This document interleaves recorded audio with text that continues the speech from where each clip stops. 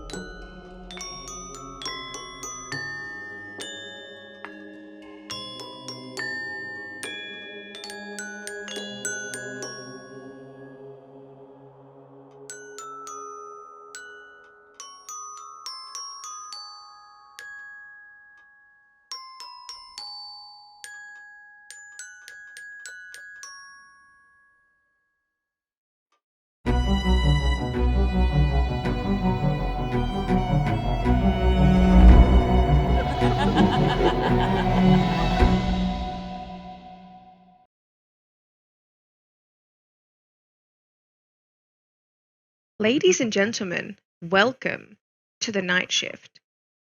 You are invited to join us as we delve into the world of museum security. Our 6 brave players have taken on the role of museum guards, entrusted with the solemn duty of safeguarding priceless artifacts after hours. As the sun sets and darkness descends upon the museum, our players will step into a realm where history comes alive and secrets lurk in every corner. Unbeknownst to them, a web of intrigue and echoes of a forgotten past await their discovery. They will confront the inexplicable disappearance of the esteemed museum curator, Mr. Reginald Da Costa IV, whose vanishing act remains shrouded in mystery. Together, we will witness their journey, filled with suspense, unexpected twists, and spine-chilling encounters. As our players diligently carry out their duties, watching over the museum's treasures, they will encounter some strange phenomenon, unexplained occurrences, as they relentlessly pursue the truth. But beware, for darkness lurks within these hallowed halls, and the players may find themselves entangled in a battle against an ancient evil. As our mystery unfolds and the players uncover the hidden secrets within the museum's depth, their courage will be tested, their wits will be challenged, and their resolve will be pushed to the limits. So join us, dear viewers, as we embark on this thrilling adventure together. Prepare to be captivated by the unknown, mesmerized by the unfolding story, and enthralled by our heroes who walk the night shift. Stay tuned, for the secrets of this museum are about to be unveiled before your very eyes.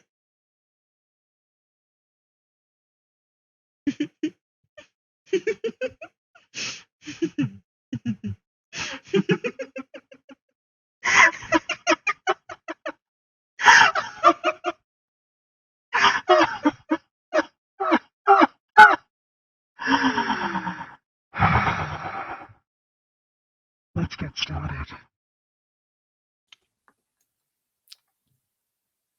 Hello, everyone. Happy Halloween times, I think. Ooh, spooky. I really want to get into like the American theme of things where it's like, oh, a chill is in the air. And it's like, but it's Australia. And so it's like hot and sticky and getting like really gross. And everyone's like, I want like, the fall aesthetic of wearing like a cute orange jumper, but I'm like sweating inside. So we film it in winter here. So the vibes. Welcome to Monsters and Mayhem and our special Halloween edition, where we will be playing through a game called The Night Shift, which you would have just heard an interesting little intro about prior to watching this. So we are going to go around the screen and introduce ourselves to our players. Actually, so my name is Laura. I am usually on the main campaign game here on Monsters and Mayhem. I play Celeste, but tonight I will be playing the Dungeon Master, or the Curator, as my title bar says. All right, Shrock. Hello, as mentioned, I'm Chirok. I normally play Jean Ortenfall on the Monday night games. And yeah, I'm excited for tonight's spooky fest. Woo! And Brandon. Hi, I'm Brandon. I'm a stray that got picked up at some point on the Discord, and now they've never been able to get rid of me. Sometimes I'm known as Breadcrumb, and yeah, I'm just here to enjoy the spoopy.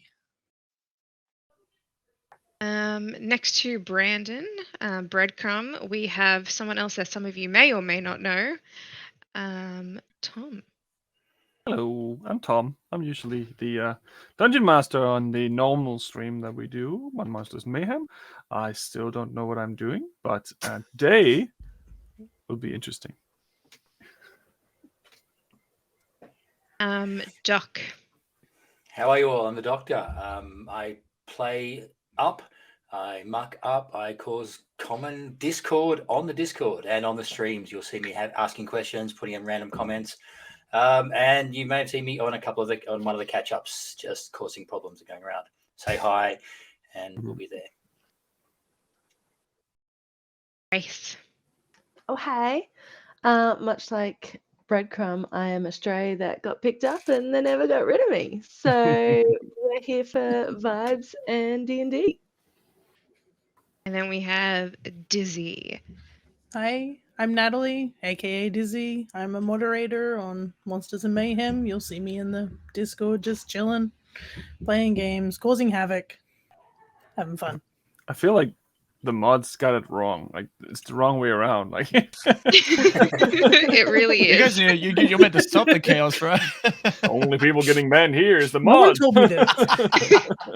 This Moderate wasn't an chaos. info package. I'm pretty sure it said moderate chaos. I'm pretty sure it didn't say stop chaos. It said I thought it was moderate the chaos. Oh, I thought it was moderate Moderate. chaos. Moderate chaos. Yes, Yeah. moderate chaos. It is the accent that you You need got to it work wrong. on. Explains I mean, if there's everything. one thing that we're known for, it is the mayhem that we bring.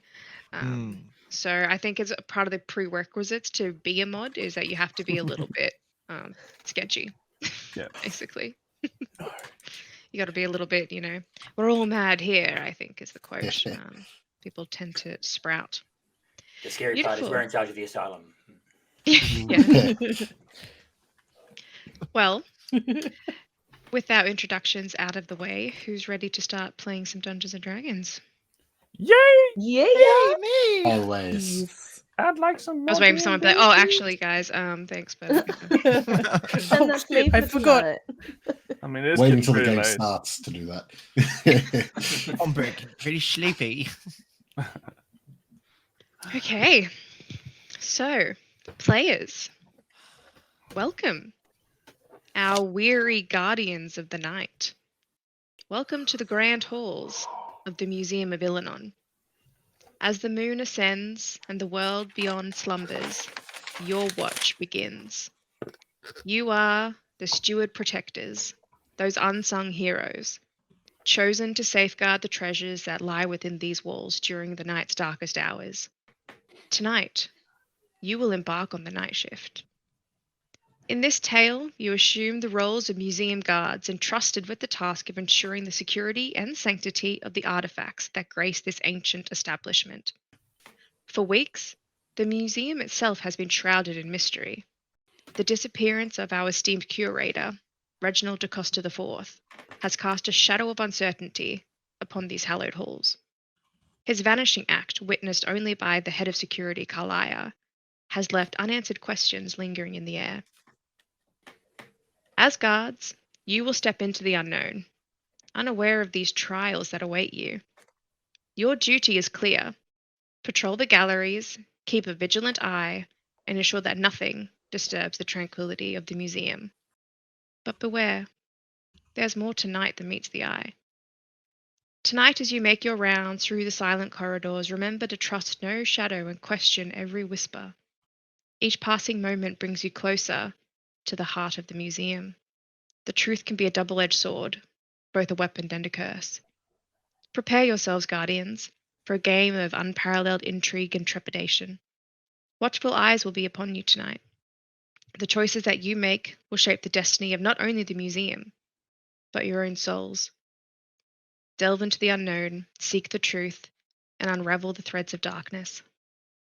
Welcome to the night shift, where heroes are born. May your wits be sharp, your courage unyielding, and may the secrets of the museum reveal themselves only to those who are worthy. Let's get started. Very cool. Can I inside check Shirok for begin with? Yeah, everybody, right now. Immediate. I swear to I I have God. don't understand PTSD. why. I have PTSD. I literally have PTSD. I don't know what. I don't know what you're talking. Every time Shirok's like, "Oh, I've had a really good day," I'm like, "No, you haven't, Shirok. Shut up. You're lying to me. I know you are. You have something to gain from this conversation." So, travelers, you begin tonight's watch inside the atrium. The atrium greets you, a space that is typically buzzing with lively conversation and the joyful hum of its visitors. However, tonight, an eerie silence blankets the room.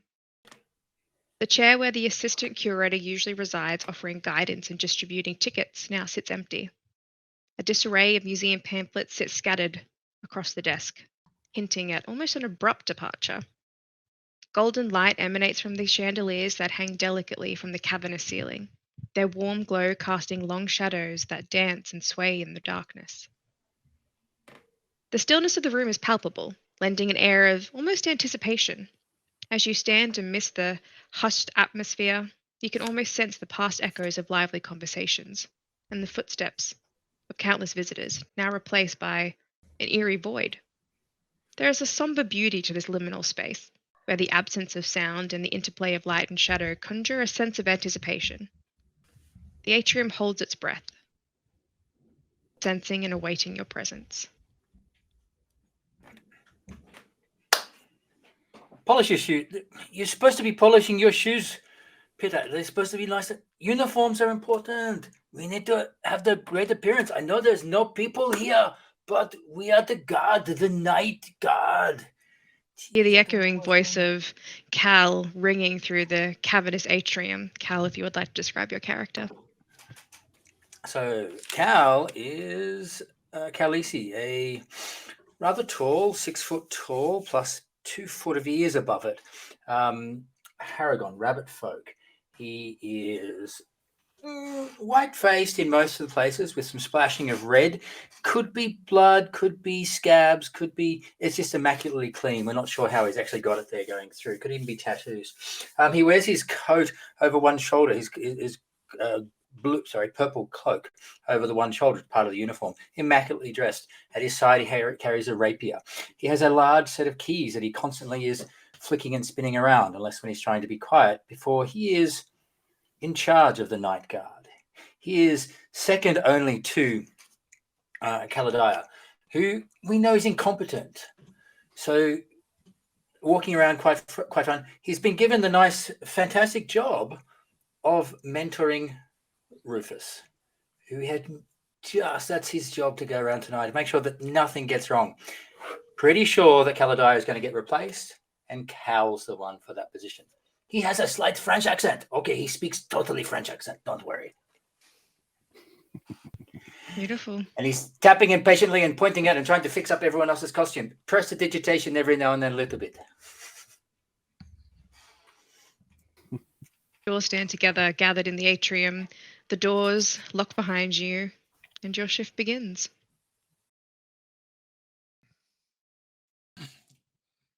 Okay, we need to check the bathroom. We need to check the bathrooms because there's that little smelly kid that was in last week. Make sure they don't hide him. I'm happy to check that out. Just, I'm trying my best to keep my uniform all prim and proper, but this job ain't the cleanest walking around these parts at night. You don't see what you're always bumping into, you don't. Yeah, just don't break stuff there, Douglas. You're not supposed to break it. Gentle. Look with the eyes of the soul. As Cal and Dargus engage in a riveting conversation. Dargus, if you would like to describe your character. Absolutely. Dargus is plain and simply a weaselly-looking dude. He doesn't look trustworthy. He's very lanky. He's sort of sits around 5'9". Got these old sort of doesn't look after his appearance too well. He's got stubble that's come in with these wrinkle marks that look way above what his actual age would be. Slight palish blue tint to his skin. Otherwise, it almost looks as though it's been quite tanned from years of doing labor in all sorts of different parts of the world, wherever it may be. And thin hair all around with just a little wisp of something that comes up the front, like a little lick that occasionally blows like it's in a breeze. Yeah. Oh, and majority of you would know that his nickname, which he carries proudly, is Lemons, because it sounds similar to his last name, and he's known to be sour. Yeah. Oh. You have anywhere particular you want us to head off? No, we just do the rounds. We normally go in groups of, I don't know, 2, 3. I don't care. We just need to make sure we don't break things. We need to make sure that we are meticulous and cleaning. And I guess you should shave before you come in. I know it's night shift, but you should shave and get it off. It looks better. Yeah, it's just, when I tackle anyone who's causing a ruckus, it's a good technique. You just rub it against their face. I fucking like it. But there aren't that many people coming in the nighttime. It's like close and locked. It doesn't matter. Don't worry. should look more like Valentina. Look at that shiny shoes, shiny. That's what we like. Very, very nice shiny shoes. Mm. Uniform, more clean. That's what we look like. Yes, well, I wouldn't want to give the wrong impression. As Valentina speaks from across the room, if you would like to describe your character. So Valentina is a winter Eladrin elf. She has purplish blue long hair with plaits down the side with bits of gold beading in it. Her uniform is very, very proper, not a bit out of place. It looks like she may have had it slightly altered to be a little bit more blingy.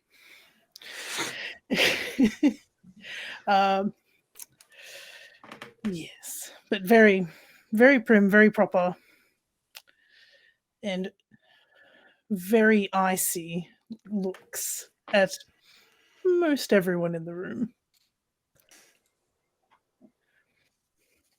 Cool.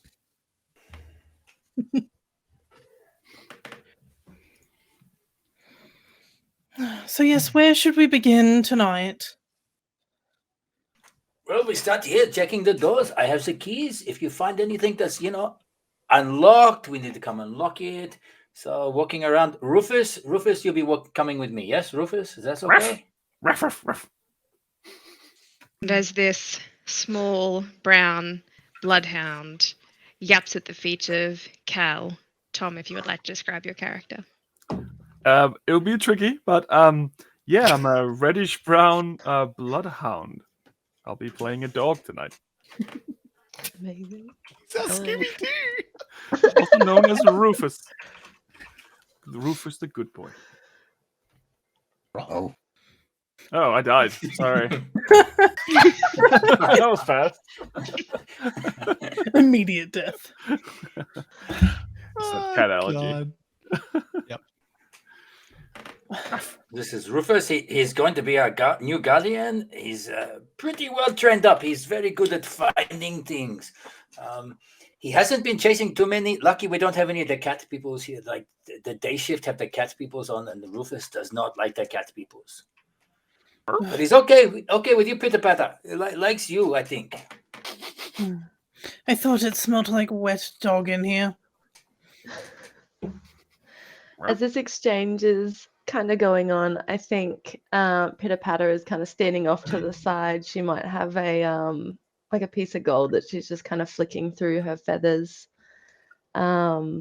She's very disinterested in the uniform and the job conversation. So as Pitter Patter stands there towards the kind of northwestern side of the room, if you would like to describe your character.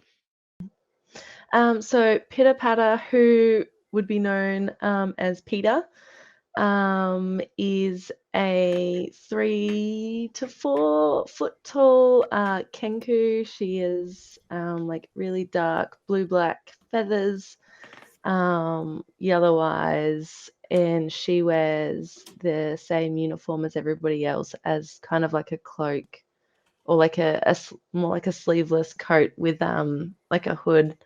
And she has a spear across her back as well. And she's very, like she just likes to kind of stand back and observe. So when there's like groups of people, she'll be like a step or two to the side.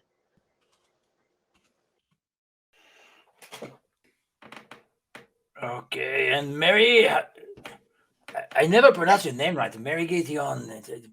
Mary Gideon. I don't know. Remember the full thing. Don't forget it. It's one. Mary Gideon, Cornelius, Tiberius, Hornbuckle. There's this No worries. disgruntled, ruffled, feathered friend in the kind of northeastern side of the room near Valentina begins to speak. Brandon, if you would like to describe your character. Merigidian Cornelius Tiberius Hornbuckle is an owlin, very eccentric at that. He is a short, frazzled little thing, feathers all sticking up, eyes energetic and golden with fury. Longish owl sort of beak, but with a massive chip out of its left side. There are scars that have cut away the feathers, never to return to his face, and of a sort of a creamy, then into crimson, and then eventually into a deep earth brown color of his feathers. Very Gideon is a veteran of the museum, has been on guard duty for a long time, and most avoid him because he is a strange little creature, but nonetheless very friendly and very energetic. There we have our guards of the night shift.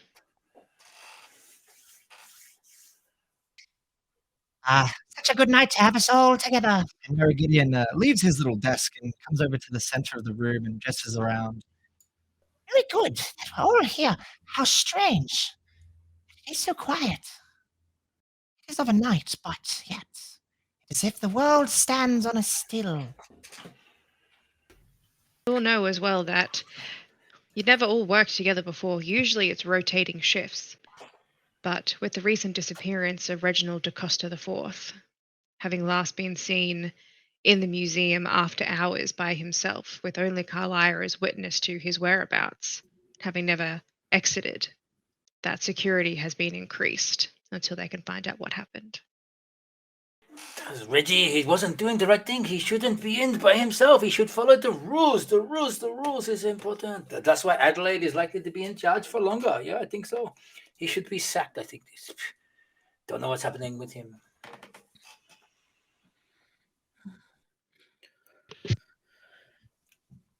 Should we perhaps go to where he was last seen? Instead of a crime scene.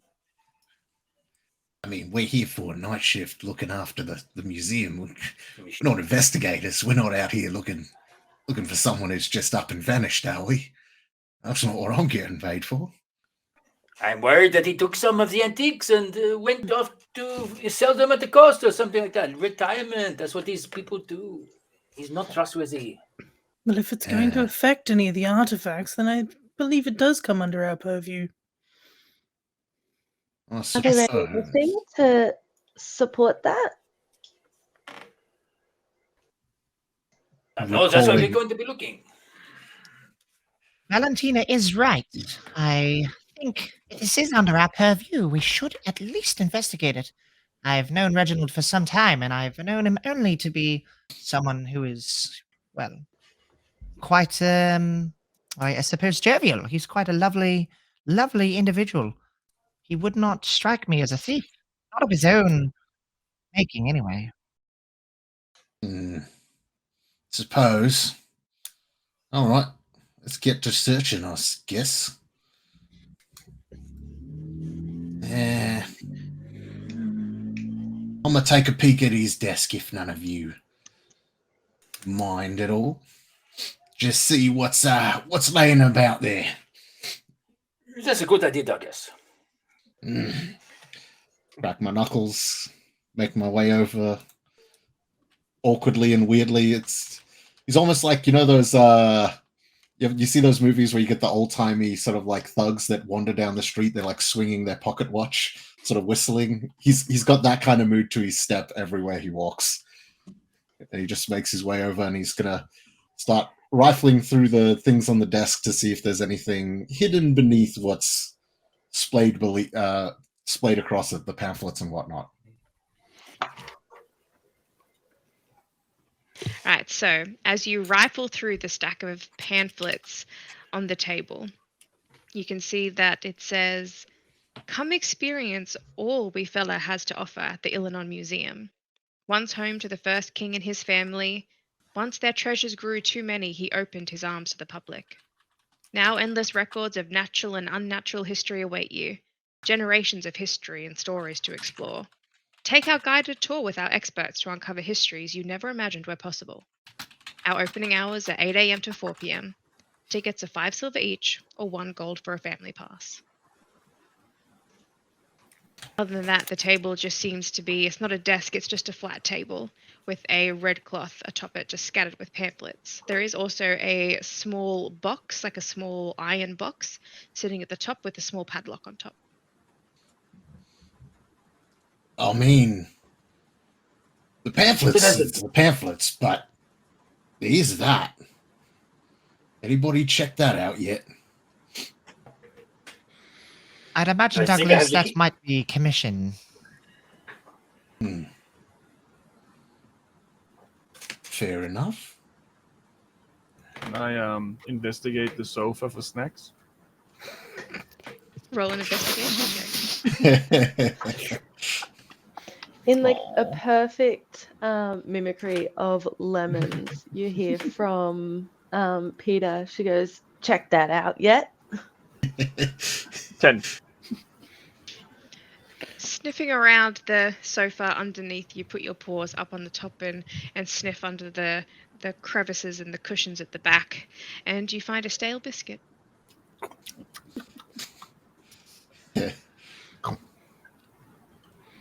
I mean, Peter sounds like they're on the right train of thought to me, just saying. I'm gonna walk over to where Lemons is and take out my thieves' tools. I probably have the key. Is it on the key? One of the key rings? Hang on, let me just check. Looking through the keys on your keyring, Cal, the small padlock on the front of this box has a space for a tiny key, but all your keys are pretty big. Okay, you can go for it. Check that out. Check that out. Fucking Gonna- yeah. Make a Unlock check it. with your thieves' tools. Okay. While they check that out, GM, Mary Gideon might just ponder around and just in between the occasional humming and pecking of his own feathers, he might just reach out into the next room. Are there any candles in the next room? Or light sources that can be lit? Have a lantern. See that? Did that activate for you? I did, yeah. I waved my druid craft and I'd like to activate those. There is one singular chandelier that hangs down from the ceiling on the western side of the room. How'd you go with your thieves' tools? 15. As you pull out your thieves' tools, put them into the lock, and with quick feathers, move them, and then the lock springs open. The padlock on the front springs open. Beautiful, beautiful. What's inside? As you open the Oh. box, it is empty.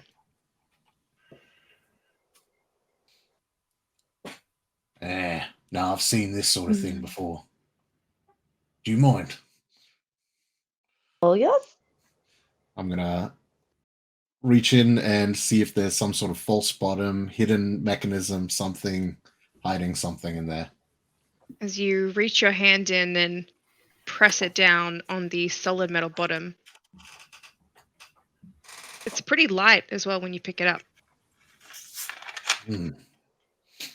Must have been an invisible moth that flew out the moment it opened. Only explanation. Only explanation. Or Does it they may look just like- bank some money. They bank some money at the end of the day, you know? Does it look like it held something recently? Like, is there any like scuff marks or divots or anything? Oh, absolutely. The box itself looks weathered and old and kind of battered a little bit on the sides. It's not that big. It's probably about that size, about that tall. It's got almost like one of those old metal like lunch pails. Definitely looks like it's seen some use and some wear.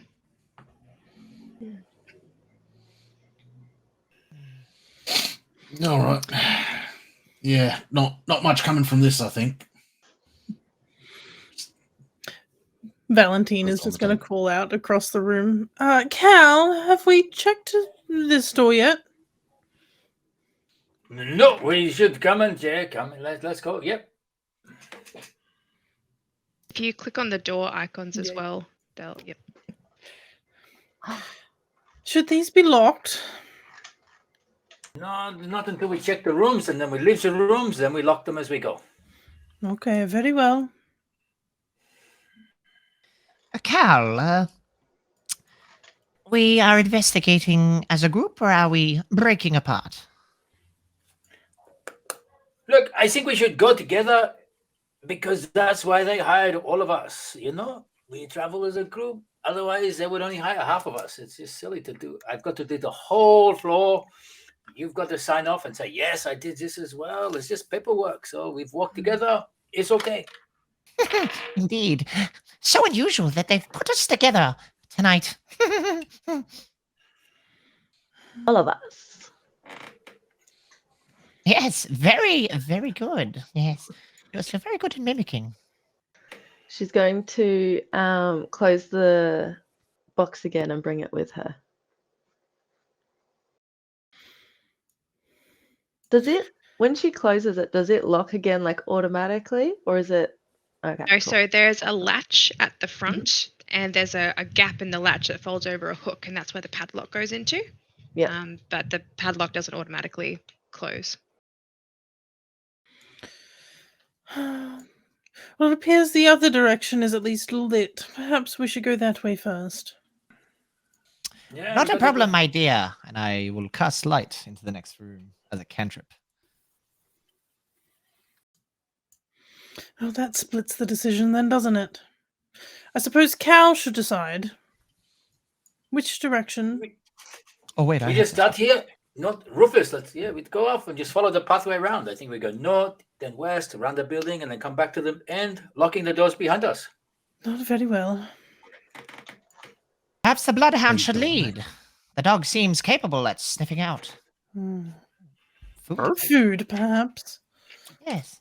Come along, Rufus. Do we have anything that Reggie smelled like?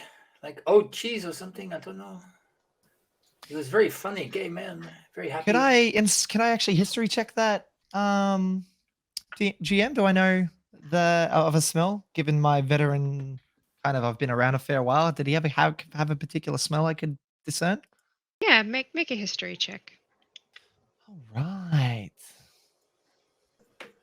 History. I'm gonna roll that. 17. He definitely had a scent about him, but it was always different. It seemed that he was always surrounding himself with incense and potpourri, and he had this, it was different body oils that he was always trying, different colognes. He definitely had a very strong sense about him, but he was kind of, he'd come in and go, oh, smell my wrist. Oh, I've tried this new lavender oil. Doesn't it smell delicious? It just walk past you and just waft his wrist in your face. Yes, I'm thinking, over my time knowing the good curator, Reginald, he was a little bit eccentric, not unlike myself. He would often be around incenses and such. Very strong. Say we do find a strong smell.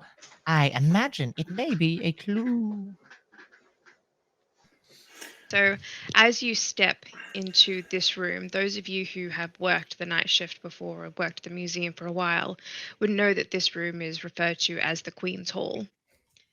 You step into the room and it's adored with an air of enchantment and mystique. In the center, a large fountain which is nestled into the base of a large tree commands attention.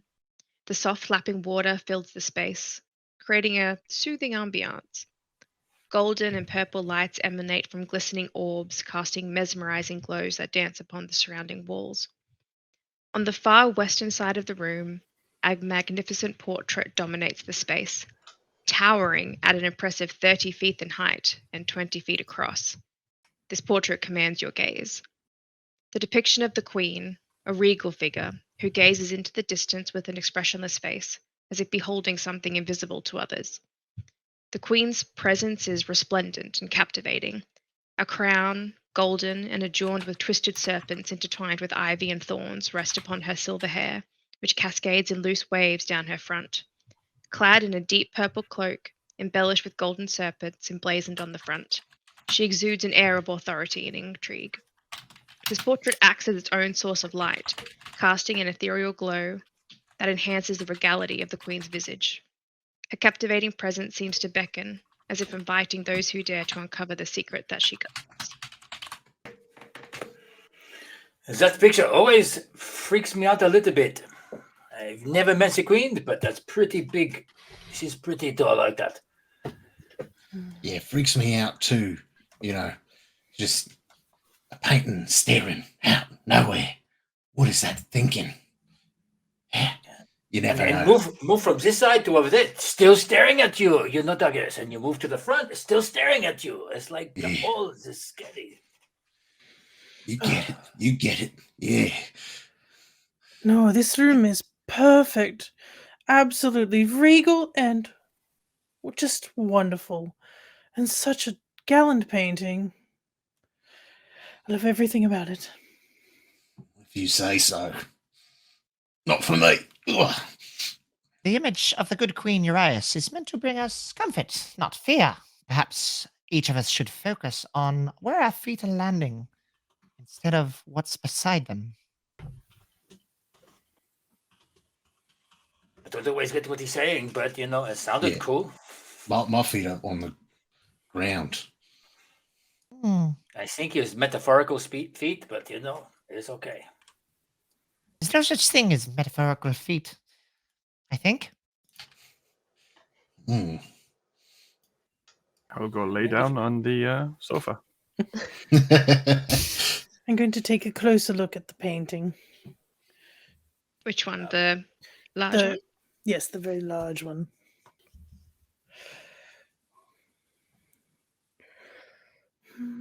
Cal's going to go over to Rufus and just look in his eye. It seems to have some sort of connection. No one else is aware of it, but he opens his mind as a warlock and speaks telepathically using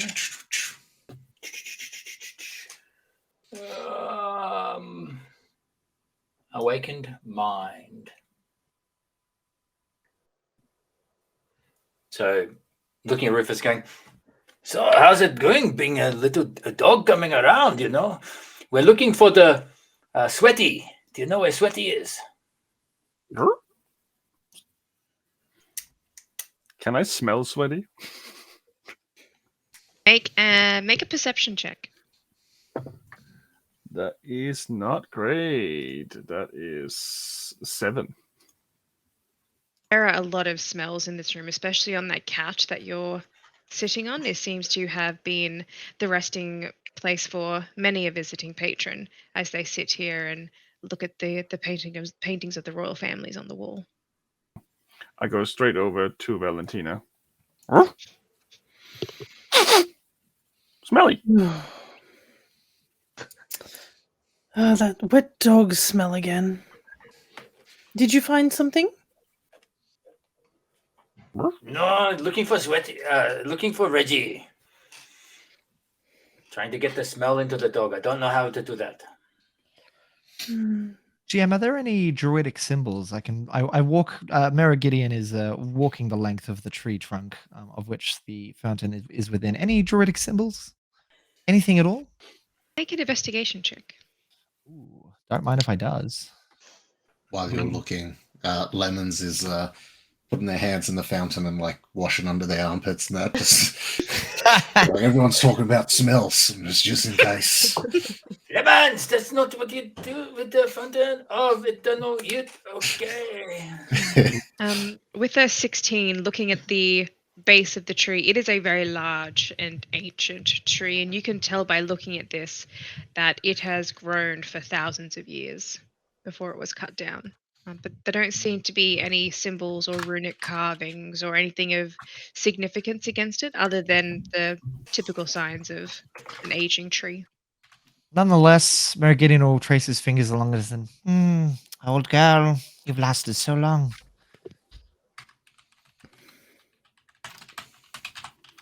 I think I eventually will go back to the sofa because you did say it smelled like sweaty. Like lots of sweaty, not your sweaty in particular, but I'll look for trees. All of the sweaties. I just look around the room, see if it's everything's in place. Cal will be just walking around like night guard doing the job. Is anything out of place? Perception, sort of trying to show off of how to do stuff, you know. yeah, roll a perception check for me. Oh, no worries. While you're doing that, Sim. Mary will whisper over to Pitter Patter. You're awfully quiet tonight. What's on your mind, Pitter Patter?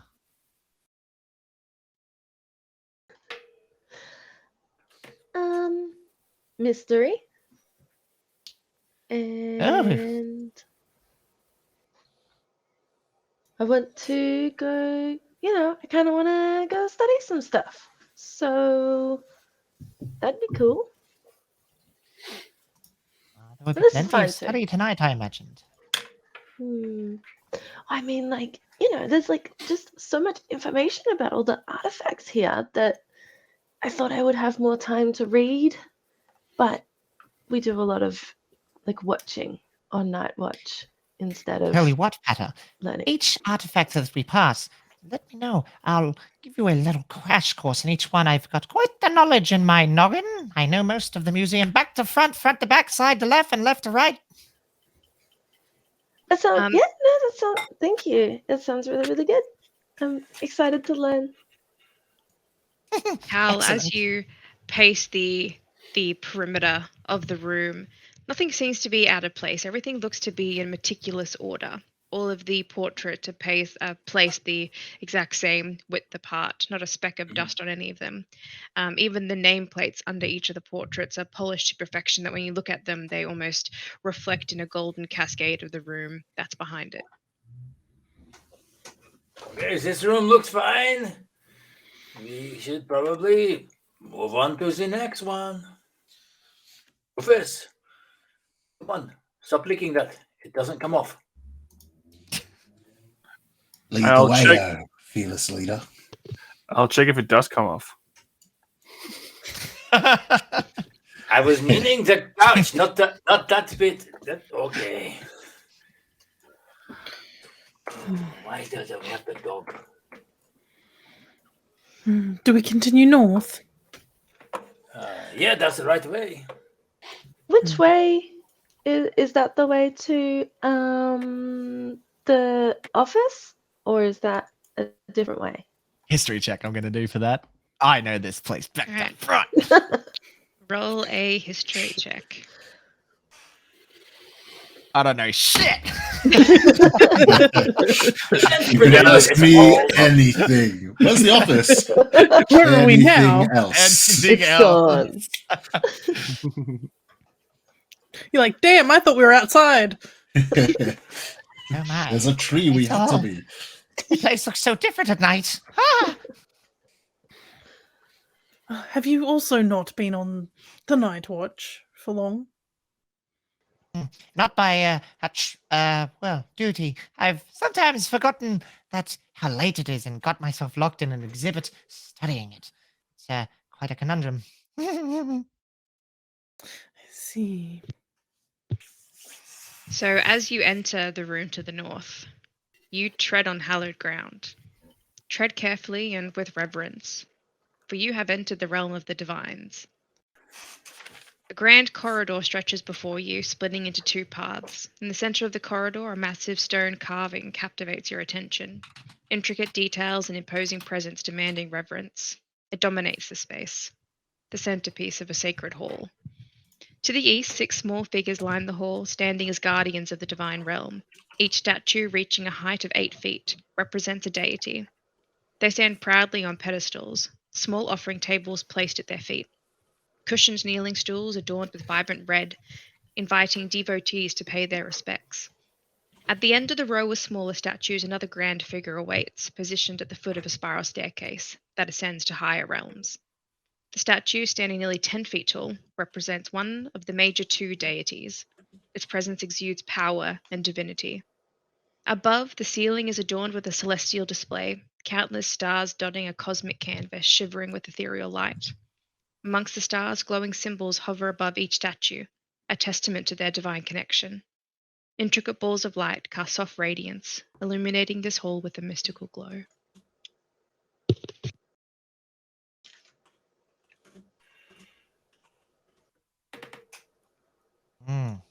Fascinating. The big one, I think, is at Cosmere. They all look the same. Yes. Well, the gods to us, they all look the same, but I imagine their beauty are quite light. Oh, Pitter Patter, come up here. I will give you a quick lesson in godliness. Okay. Okay, I'm going to point out all the gods. Cosmere, Uses, Nalan, Alor. you know many? Do you know your religions? Yeah, I mean, yeah, I kind of collect like the information about them. But I was kind of more interested in like artifacts and stuff. Are there any artifacts in this room, GM? No artifacts, just the statues of the gods. It looks as though the offering trays as well have been cleared, so they stand empty. But like It's not the thought to be. general knowledge about the deities and stuff is really helpful too. Thank you. Yes, I definitely come back during the daytime. Information will be so forthcoming with the tour guides, I imagine. Okay, just looking around the room and looking for stuff that's out of place. Making sure all the floors are clean and the statues is lost and there's no kiddies left behind waiting. Mommy, where you left me at the museum? It's very annoying when that happens. Can I Make assist an them? investigation. Yes. So you should Yes. have special features, I believe. Yes, I do. Which is pretty good because I rolled it very poor the first time. So investigation or perception? Investigation as you're walking around and checking things. Okay. So Rufus, as he's walking around, he gets slapped with his tail. And Rufus, we don't jump onto the little platforms like that. I rolled an 8. Was that with You advantage? do. Oh yeah. Do you want to? Are you making a roll as well, Rufus? No, I was giving him advantage. I have He advantage when already you're has there. advantage. I meant, sorry. Oh, sure. Around and try to show off. What I do you will think, just- Rufus? Climb up on the thing and do an investigation to them. That's horrible. That is No one knows anything. What kind of Five. bloodhound is this? a bloody hound. That's what it is. Yeah, Get off bloody Get off. They're kneeling cushions. You're not supposed to sit on them, dog. So as not- Rufus He's not peeing on them. gets up and Don't- sniffs around, his paw hits one of the offering tables, and the sheet of gold metal clatters to the ground against the floor. And you do notice that there are the remnants of what look like footsteps, and some of the edges of the rugs around the statues have been tussled, but nothing looks really out of place. It just looks as though before they're locked up, it wasn't tidied to the best standards. Then that would be what I'd be doing. Gal will just tidy up because you've got to look good for when they come in. This is the little details, Rufus, that Kalita doesn't do. Yeah. Oh. It's like is understanding what we're talking about sometimes. They say the bloodhound breed is one of the smarter breeds of boy fella. So just be tidying up around there, DM, cleaning it up, making it normal, like it would be, and then checking all the other statues around and probably paying attention to make sure that Rufus doesn't crawl on the kneeling pedestals and definitely doesn't lift a leg on one of the gods. That's just not an option. I think that would not be a good idea, Rufus. Noted. As it clattered to the ground, Valentina went to grab her glaive, saw that it was Rufus, and just went, "Ugh, I'm going this way," and just walks into this room off to the side. Pitter-patter will follow. As will Merigidian behind Pitter-Patter. Merigidian, may you light the room, please? As the attention is drawn. Absolutely. And I will touch the glaive of Valentina as it produces a lovely big light. Oh, Much we can see Perfect. now, Valentina. Our eyes, they are awakened to the darkness. As the attention very is drawn nice. to that door, Lemons is just gonna take a half-assed mosey sort of down the things and just peer in, just in case a coin has been left in a thing. Something missed that fell down the side of the edge of the wall or just off behind it or something. Sorry, Dick, can't Sorry, make an investigation check for me. Yeah. Can I Huzzah. do a perception to make sure that, be spotting to make sure no one's stealing stuff? Have a 19 passive perception. 19 passive perception. So you got to beat Yep. that. 20. Hang on, let me math it. 27. So as you walk around, you're looking at the, under the guise of just investigating, but you're just keeping an eye out for any loose trinkets. At the altar of Duxian, you see a glittering silver piece next to the statue. Very good. Someone got paid. Gonna reach in there. Let's try it. Slip it into the old sleeve. Like to roll a sleight of hand check. Sure thing. Oh. 10. I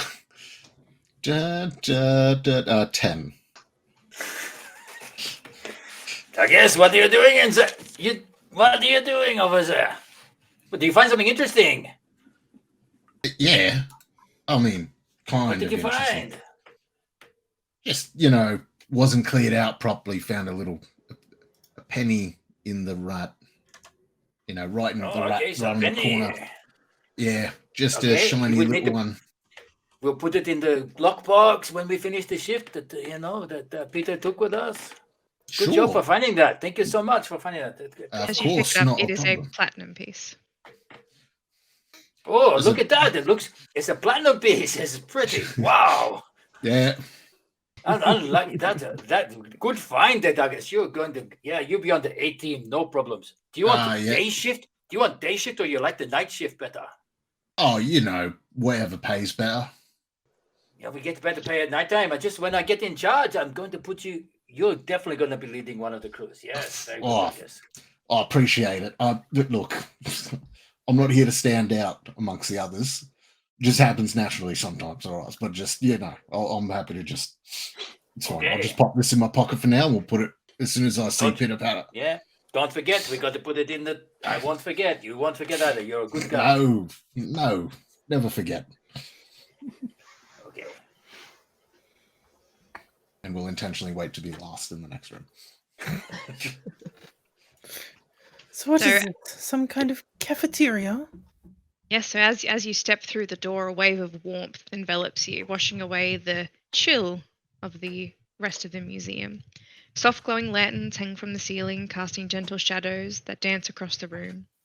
In the center of the room, 6 well-crafted wooden tables stand, each adorned with a collection of wooden chairs. They beckon you to take a seat and indulge in a moment of respite. The tables provide a cozy setting for conversation and relaxation, offering a welcome escape from the adventurous life outside. On the northern end of the room, a counter stretches across the wall, adorned with a variety of tempting treats. Shelves behind the counter showcase an assortment of goods from local bakeries and groceries, their mouth-watering offerings enticingly displayed. Price tags stand written in stark black on white cards, reflect a slight increase in cost compared to their original value. The small wooden sign rests atop the counter, its message clear and concise. Back in 5. It hints at the presence of a busy proprietor momentarily absent.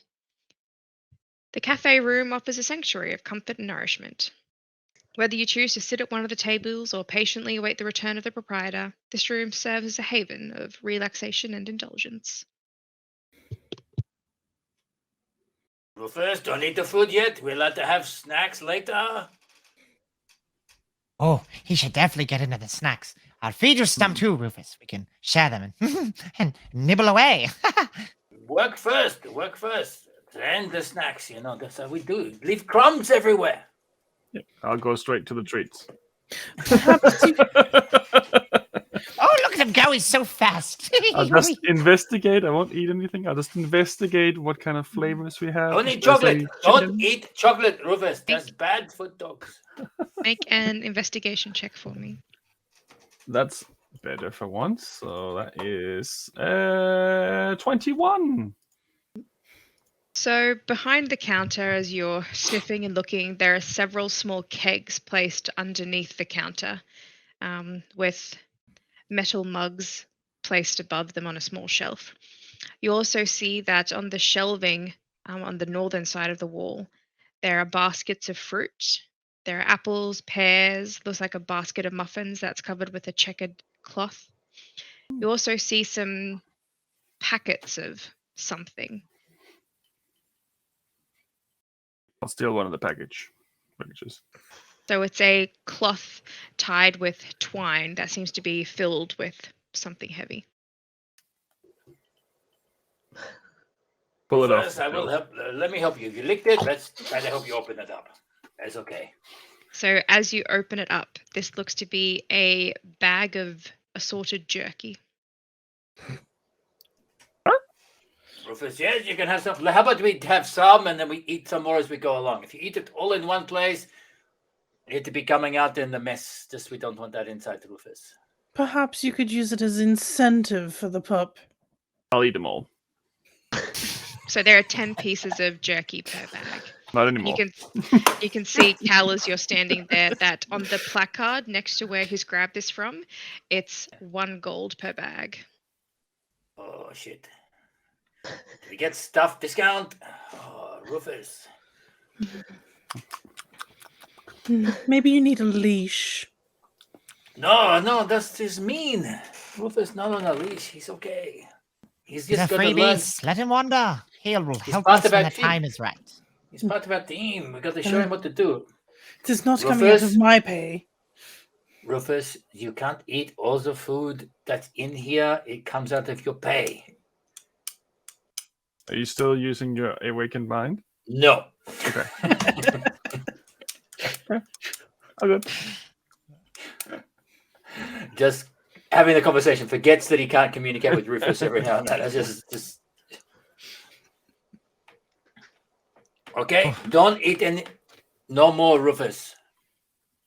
We can look for... Tell you what, when we find Sweaty... Oh, shit, you can't understand us. He's a dog. Okay. That took a while. And just then we use awake. When we find Sweaty, more meat. Using awakened mind. Just to Rufus. Do you understand, Rufus? Eat sweaty meat. Yep. That's right. Okay. I think I got through to him somehow. I don't know why. That remains to be seen. So are we actively looking for the curator, or are we just kind of wandering through? We're doing our job while also looking at the same time. Okay. I was just thinking, because I'm pretty sure I heard people saying that, and then her voice kind of changes to just some random passerby. They're like, last seen in his office. So maybe we should go in that direction. But totally, whatever you guys want to do, it's our job, and that too. A fine point. Was the office we started in a different office, or was it their office as well? That was So the that atrium.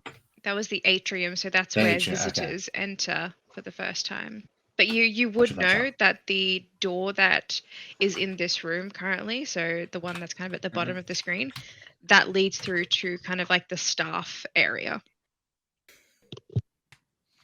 Oh, we're totally nailing it. Never mind. Well, I must say, I wouldn't expect. And it's so strange that they phrase this this way because my memories just forgot me. I don't expect that Reginald would have to walk through a loitering cafe to reach his office every day. Perhaps we have a little peek-see in here and then upstairs.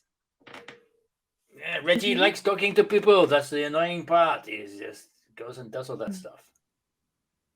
Oh, the door is locked. I know. I have a key.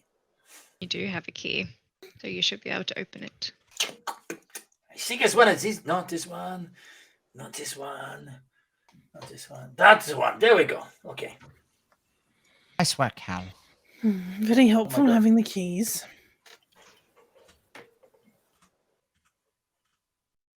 So your eyes in this room are drawn to 3 tables ranged neatly in the center, their surfaces adorned with a delicate square rug. The rug is light blue in color with a faint glimmer of silver thread woven into intricate patterns, hinting at a former glory.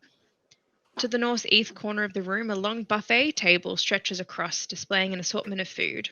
Plates of fresh fruit, including juicy grapes, freshly baked muffins, and crispy apples, are laid out invitingly. Despite their freshness, it's apparent that some of the food may have been prepared a couple of days earlier and have been left in here for staff to indulge in. Amidst the food offerings, you notice 3 bottles of a peculiar beverage you know as frog's milk.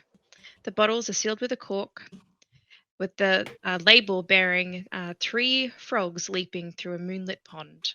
The contents of the bottles glisten slightly, hinting at a creamy concoction. Did you say frog's milk? Is Yes. it frog milk? Yeah. I don't want to think about that too much. That's Just why you're a dog. tadpoles. It's very nice. It's very hard to milk the frogs, though. They're very small. Actually, it's quite easy if you know what to pull.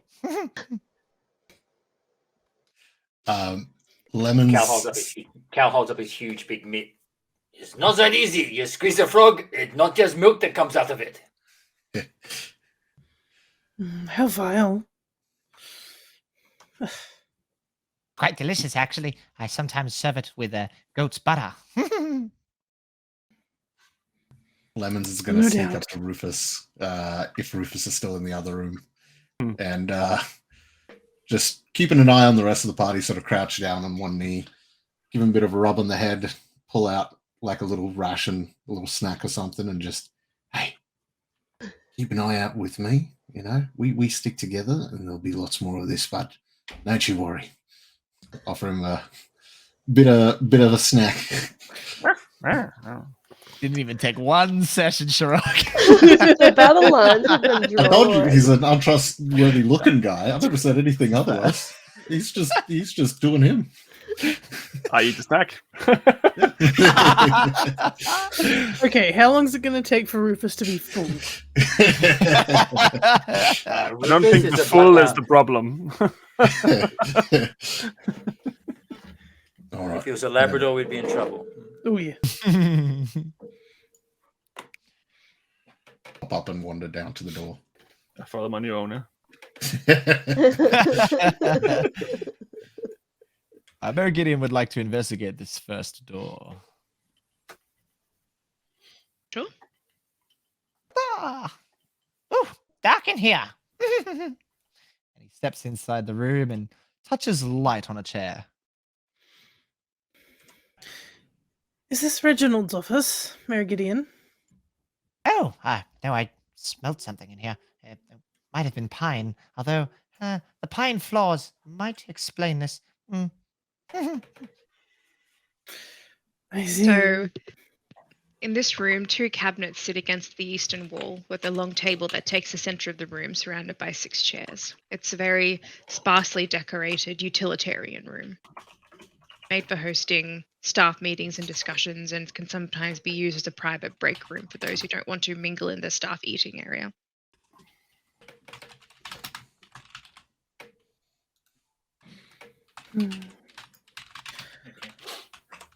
I do not believe this looks like an office that Reginald would be staying in.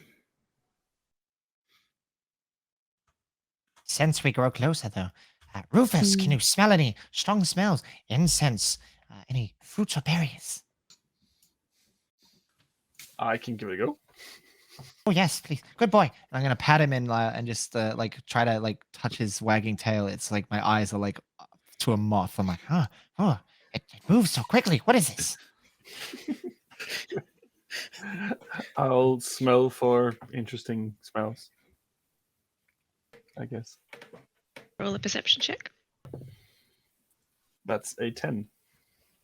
Lots of interesting smells in this room, and you can't quite shake the smell of lemon.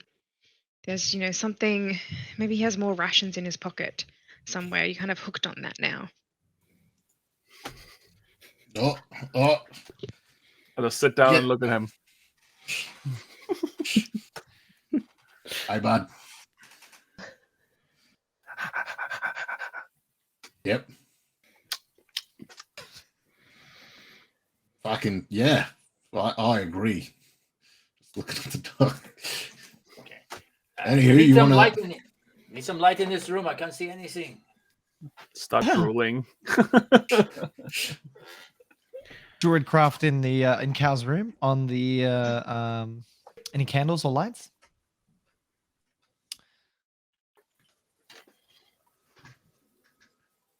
Hey, wow, my friend. Cal, Thank anything you. interesting? There's a table, chairs. Silent curator.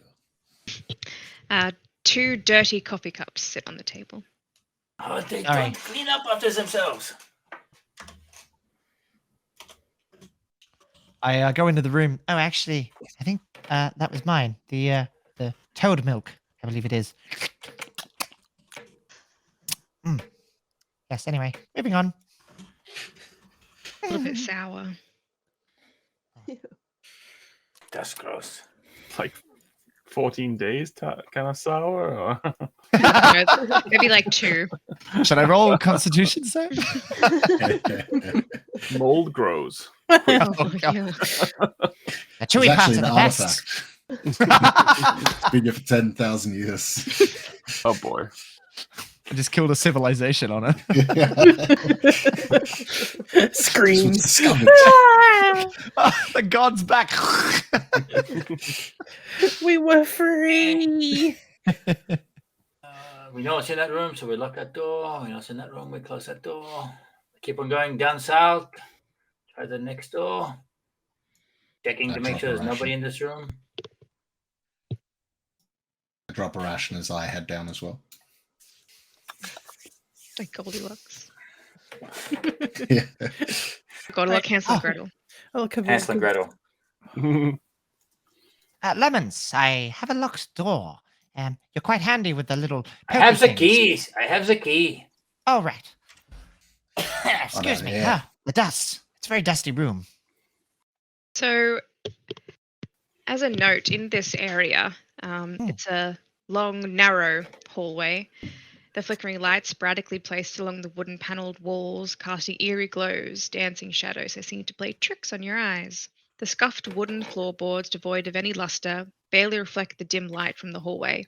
The atmosphere in this area feels distinctly different than the rest of the museum. Stretching along the western wall are 4 weathered doors.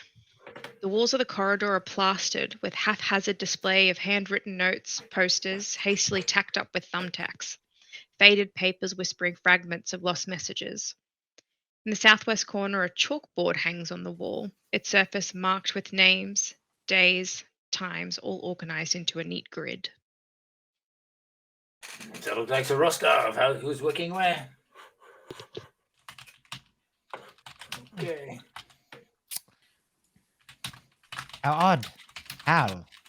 You, perchance feel the energy. Do you all feel that energy in the air? So as the door is pushed open, you hear a faint meow in the air, followed by the quick patter of tiny paws as a great cat darts past you, sleek form disappearing into the shadows as it scampers away, the sound of its claws against the wooden floor echoing faintly in the small room.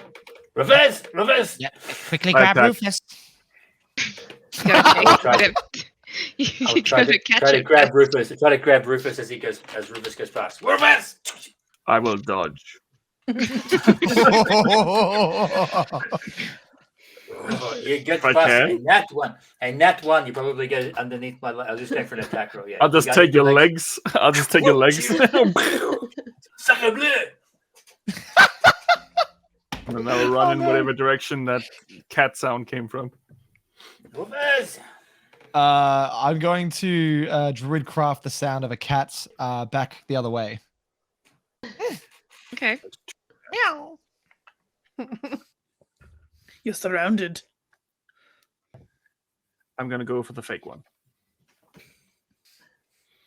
It was down the other hall. It was down that way. There, Rufus. It's a cat. Go that way. Go and have a sniff for me, boy. Find the kitty.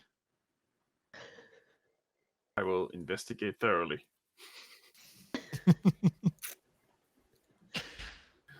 going to go with the dog. If you want to investigate that room, I'll go with the dog. Come on, boy. Let's go find that kitty.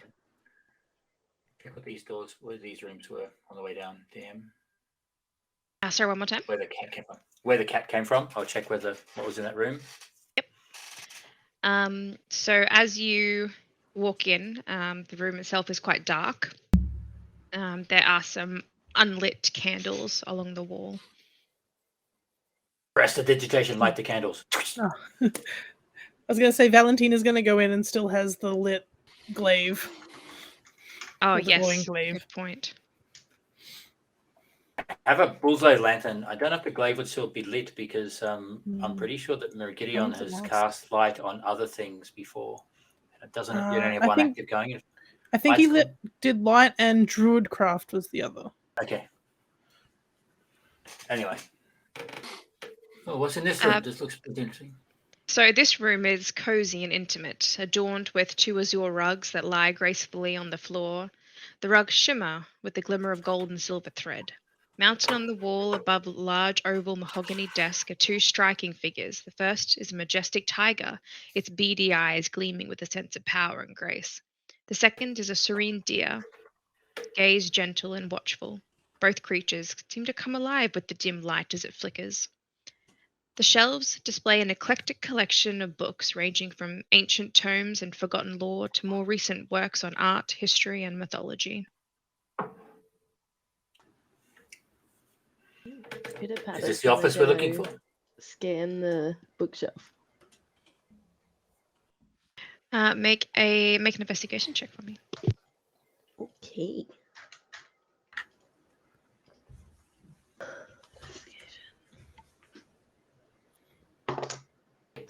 21.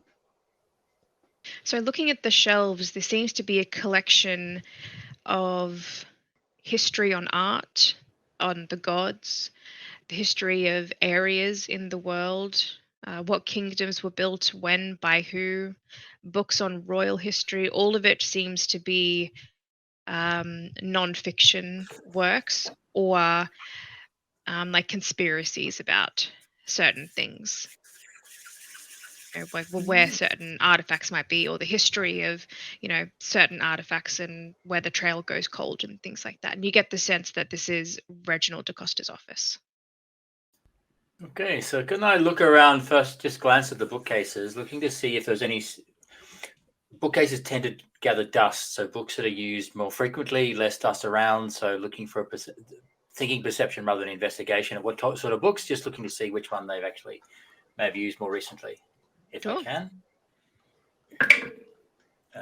18 plus 9 is a 27. Looking around the room, there is no dust at all. Everything is meticulous and spick and span, and the wood of the shelves are gleaming, reflecting the light. There doesn't seem to be any traces of dust. That's unusual. I then start looking around the desk. This is Reginald's desk, seeing if there's any notes on it, any drawers, markings, secret things, Looking at the desk, it has a collection of some cups on it, some papers, like blank pieces of parchment, a quill. It's very clean, and there are 3 drawers, 1 on the left-hand side and 2 on the right-hand side. Might try the left-hand side first. It's locked.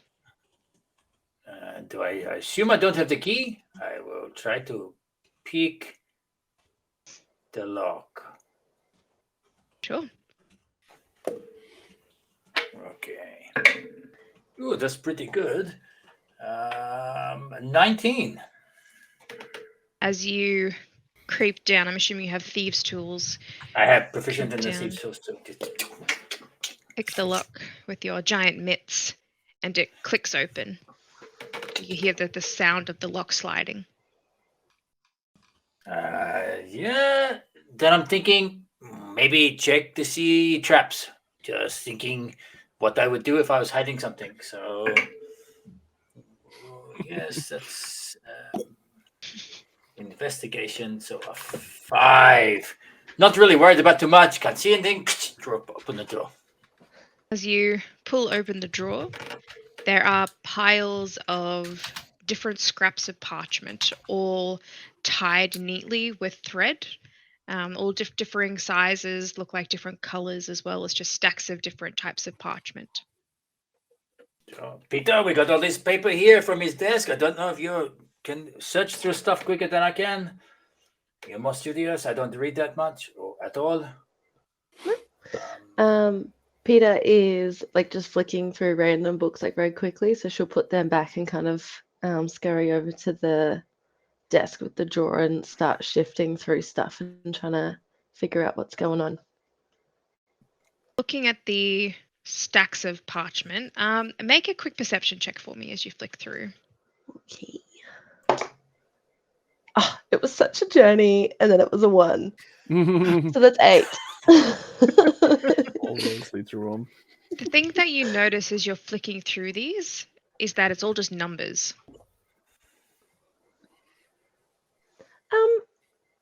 I do better with words. It's just gonna push it back. What? Okay.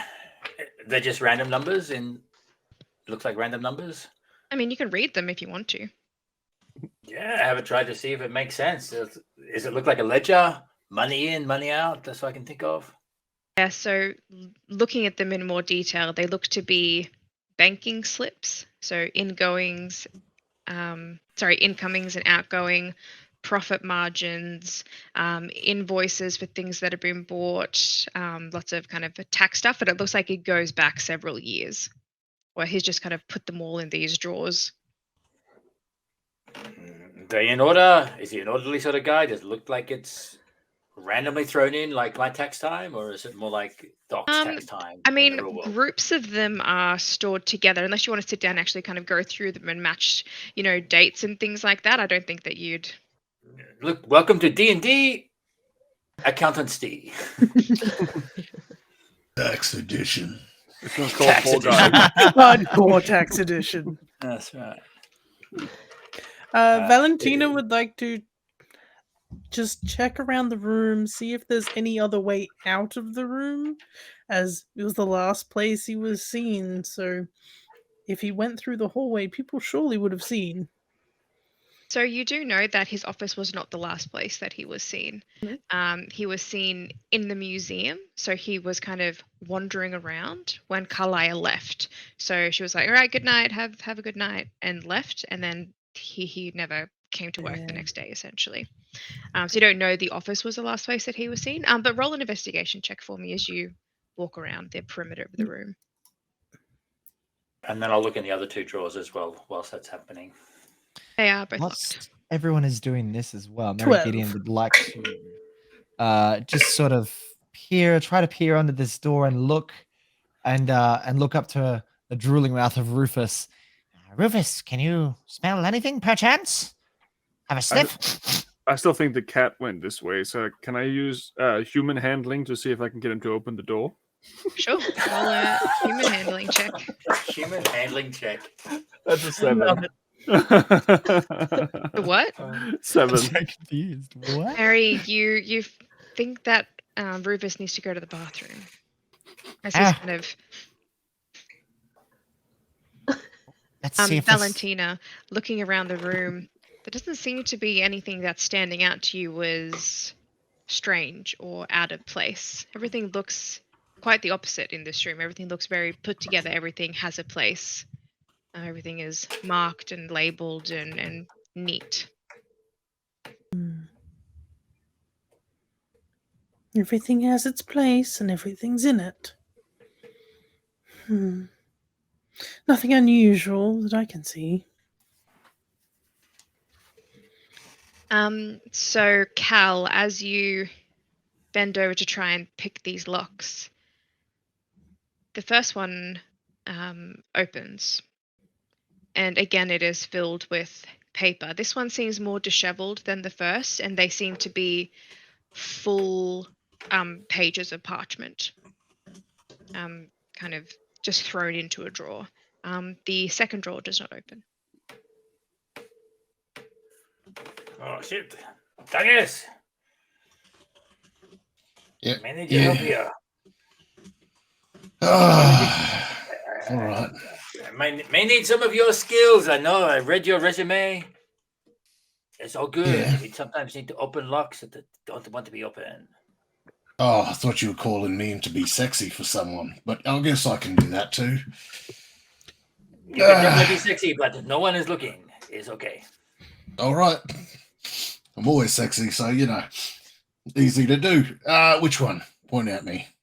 Yeah, the second bottom drawer, this one here, is pretty tricky. All right.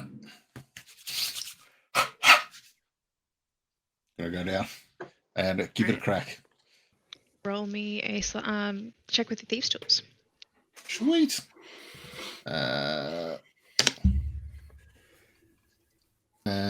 Which is with proficiency, dex plus cool. It's not the best roll. 15. So as you bend over, you try jimming it, and you can hear the scrape of metal on metal as you're trying to open this, and you can just it's trying to catch onto it, but it's not finding purchase. And as you pull your thieves' tools out, there's a slight little bend at the top where the hook is. Hope that's not coming out of my own pocket. I think you're forgetting the best way to open these things whenever in doubt. Yeah, okay. Just hit it hard. Gotcha. And I will grab it by the handle and just like yanking on it furiously. Make a strength check for me. Alrighty. You guys ready for this? You leave it in. You could leave it. Yep. No, I got this. I've been working out lately. 14 minus 3. 11. So as you grip onto the handle and you begin pulling and pulling, the sound of wood against stone as the desk moves with you. Stop. It's not. Yeah, okay. It's impossible to open. I'm Rufus. Come here. I need to lie down and you work like a pillow. Like walking outside. Valentina, maybe you can help leverage. I'm thinking. I'm going to try and use my glaive to shove it in the top and just lever it up. Make a strength check for me. Strength. I'm going to give you disadvantage because the handles are quite small and metal. Like they're not like big handles. They're like little ones, like on kitchen drawers. I thought maybe levering in underneath. I thought maybe levering in under the drawer and pulling it rather than the handle itself. So like the drawer, there's a gap at the top. If you leave it in and try to. No, there's no gap in the top. It's flush against the that's pretty desk. There's a good one. Yeah, no. 15. Not quite get purchase. It's very difficult and it's very tricky to try and maneuver the glaive, such a large weapon, against it. The wood is flush with the front of the desk. It's very difficult to open this one. Any other bright ideas? I'm gonna just look while I'm still at the bookshelf. I'm gonna start like lifting up the books to see if there's a key like under one of them, or if they open a secret passage. Also, So as you go around, begin picking up books off the shelf. Keep going. If we hit it takes a with while. a hammer, with an axe, we could cut it open, but I don't know what it's going to show. GM, can I also do another history check? I just want to know where the downstairs area leads that I'm seeing there as well. Or Sure. upstairs, I should say. Or is it downstairs or upstairs? That's downstairs, that one, yep. Okay. Because I need to find somewhere for Rufus to go to toilies. Yeah, wow. I really don't know what I'm talking about. I have never been here in my life. Dementia's kicking in. I think those stairs lead to outside. Rufus, come along. Let's go. Let you do poopies. Is bird brained a thing? I'll follow the owl. who's like just barely like taller than you, like if that. And I'm gonna head downstairs to go and take him to toilets. You know that you have advantage. Do I? Are you Oh, rolling that's with good. advantage? Yes, it's I'm part of not. your history. You gain advantage Ah, on you history checks absolutely. for the museum display. That's That's much a lot better. better. Where does that lead? I'm Where does taking that you go? to pee in the Queen's chamber. Good choice. Also, yes. Have a delicate tush. Yeah, so just as a note, you have advantage when trying to figure out. I also knew that somehow. I was just like, no, normal roll. And I Everyone just should have forgot like it. a little bonus. Thing. So remember. Just remember, people watching, read your notes. Yeah. I think I Yes. forgot what That's the bonus I thing. have. Brandon didn't read any. Like, Didn't read anything. F in the chats. The only thing I read was my own mind. Rip Brandon. so you know that downstairs is the storage area, essentially. So it's where restoration happens. It's typically off limits to people that aren't scholars or that aren't, the curator or anything like that. It's kind of a reserved area. Okay, knowing this, would it be appropriate for Merigidian to kind of just justify like thinking, okay, we need to get Rufus to go to do poo-poos. Let's take him down there. I don't think so. No. Okay. No, I was mistaken. No, I think that goes down to storage and restorations. Rufus, can you hold it? Can I do an inside check? Sure, make an insight check. I understand. Gets in that one, sprays against the wall.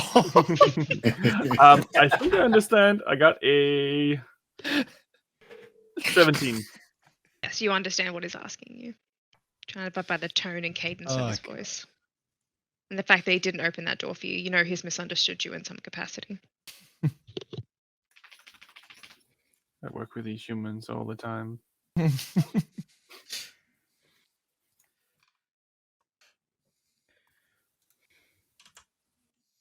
Okay, I don't think there's anything else in this room. We just maybe move the desk back a little bit. Don't worry, Douglas. We'll help you do this. Okay. As they're wrapping up in the other room, wander past these two. I'm just gonna go past Merigidian. Hey, Merigidian Cornelius Tiberius Hornbuckle. Oh, Lemons, you remembered my whole name. Yeah, it's not that hard. What do you take me for, an idiot? No. Oh. No? Good. All right, we're on even ground. Anywho, speaking of idiots, do you think it's strange that we're rifling through the boss's drawer? Aren't we supposed to just be doing a check? Oh, I hadn't realized we'd found it, Lemons, but you raise a very good point. Are we rifling through his things? I don't know. I'm just, they called me in and, hey, can you help with this? And I mean, there was an impossible. I don't even think it's a drawer. I think it's made to look like a drawer because no amount of strength could open it. But there were two others, and they're just looking through the papers. I just thought I'd mention it. You seem like the wise type that's, Indeed, very wise. Got your feathers all in order, So, yes. All right. Would you like me to try to open said drawer? Oh, you do whatever the fuck you want, I guess. I'm just the messenger. Ah, yes. Okay. Well, I knew I could trust you, Lemons. You are a reliable sort. I'm very good at reading people. I'm going into the study. Hello, Cal. Have we found a drawer? Yeah, we're just looking through his desk to see if he had any notes or things to find out where he would be. I can't open the bottom one. It seems pretty big lock. We tried to force it, but it's someone's private stuff. I don't know if it'll be in there. If you can open it, great. I want to try using primal savagery. Okay. Yes. On the the metal conjoining that would be locking this desk.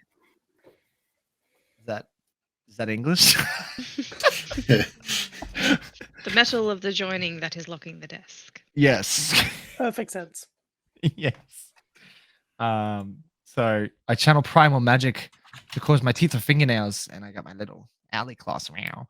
And I do a melee attack against it. Make an attack roll. Oh yes. I'm going to try and open it. Stand aside, Cal. Very quickly, and he sees like a sprinkle of like magic ebbing into my fingernails. So Don't say that every day. as you get your talons and you reach towards the drawer, you can see that as you go to swipe towards it, there's almost like a flash of light that emanates from the lock, and your talons glance off. As they glance off, Oh! Magic. Fascinating. Well, this confounds me. It's some sort of magical lock, Hal. I think we need a magical key. Yeah, that's possible. I don't have one on my key ring, I'm pretty sure. No, they're just the normal keys. And perhaps, fearless leader, our first order of business, unlocking that drawer. I don't think we can unlock it easy. It's pretty difficult. Anybody got bright ideas? The impenetrable drawer. No idea. Find the key. It must be in another room, or perhaps somewhere more foul. Yeah, I've seen magic. People would go psst, lock the door and then psst, unlock it. So maybe it's like a magic spell or something. I don't know. Not one I currently know.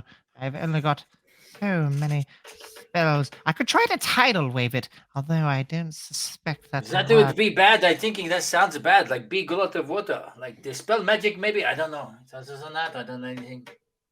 Hmm. I don't know how to dispel a magic. Let's go. There was another door this way, Cowl, with the rest of the group. Oh, there's a wall in my way. Hello. A bit worried about that one. He's walking into walls. No. You'd think an owl could see in the dark. Yeah, maybe. Lemons is busy wafting his hand, assuming Rufus just let one rip, because my dog literally just did. So cool. Yeah, probably not wrong. It smells like, like Jerky. He just ate like, rations. 500 Yeah, grams of jerky in one swallow. Protein. roll Constitution. Lucky it's As just it goes an past- airwave. As he goes past, it's like an airwick seems to like a fragrance comes through. Prestidigitation. It's like an airwick gets turned on as you go past. Rufus, that's disgusting, but good job. What? Like, outside next time, that just smells disgusting. Careful what you Emmons, eat. can you perchance open this door with your little finicky Maybe. fingers? Maybe I have the key. Oh, I was yes, going to yes. say Cal has. I keep forgetting that Cal Sure. has the keys.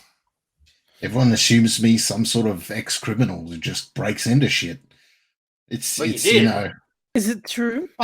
I did not. What did I break into? You had it on your resume. It said able to open locks. Yeah, you give me a key, I can open a lock. I'm just reading what's on the resume. I assumed that obvious. Other than that, I mean, look. All right. Assume what you And you want. do have the lockpick thieves' tools on you. You've used them twice now, so you know. Rufus, as you enter the room, you notice that the pamphlets on the table are scattered across the floor. Ooh, can I go play with them? Do they smell different? Rufus, what are you doing? Go on. Oh, okay. Let's have a look around here with the pamphlet. I'll eat one. Brother's dog. We'll look at the pamphlets and see if there's any, secret messages there. Just blood or. Rufus, stop eating them. Weren't you looking through these earlier? When they were on the table? Yeah. Then why are they on the floor? I don't fucking know. Maybe I'm clumsier than I thought. But also, maybe it's a fucking ghost. Can I Do we leave, smell like, for the cat? A window open? It could have been the cat. So there are no window windows open. in this room, by the What? way. What? Rufus, make a perception check. So I am Advantage. within something, so I get advantage, I think.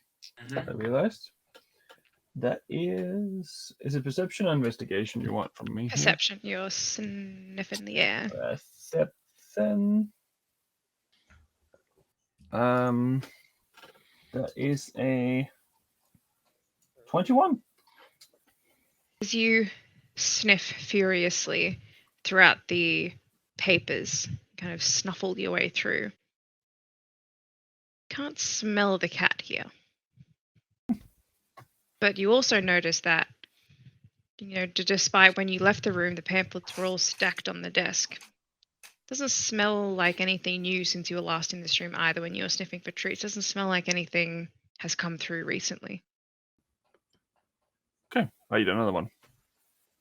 I just picked them up. Don't eat the pamphlets. It's not good, healthy for you, Rufus. It's now game. Give it back, Rufus. Don't eat it. Working with professionals, as always. We're very professional. Yes, I'm getting that feeling. By definition, Lemons, we're I paid must to do this say, job, so yeah. I feel we have misjudged you, Lemons. I thought you a roguish criminal, but you seem in right sort. Well, thank you. You know, it's good that someone finally sees past these devilish looks and understands there's a big wet brain behind all of it. You know, it's good. It's good. So we'll tidy the pamphlets up eventually. Valentina, shall we proceed to the room we opened earlier and have a, shall I say, an inquisitive stare into the long, dark abyss of this room? It does seem like the most logical next step. Is there anything else around the room? This room that's a little bit weird. Would we notice anything else that's out of place? Muted. From when we went through. Sorry, make a general perception check for me. 17 and a 15. So 17 and 9 is 26. Looking around the room from when you were in here previously, the only differences that you can ascertain is that the pamphlets were on the floor and that the rug is curled from the north to the south. So it's kind of rippled and kind of turned over on itself from the northern end. Wait, before you go, guys, let's have a look at the rug. Look, this is. Come back here for a second, Rufus. Big finding, boy. Look at this. See, the carpet's been rolled, Rufus. That's a good spotting. You were telling us that, weren't you? I'm pretty sure. That's why you're eating the pamphlet. I'm pretty sure he just wanted to eat the pamphlet. You don't work without dogs enough, Valentina. I'm pretty sure that he was telling us stuff.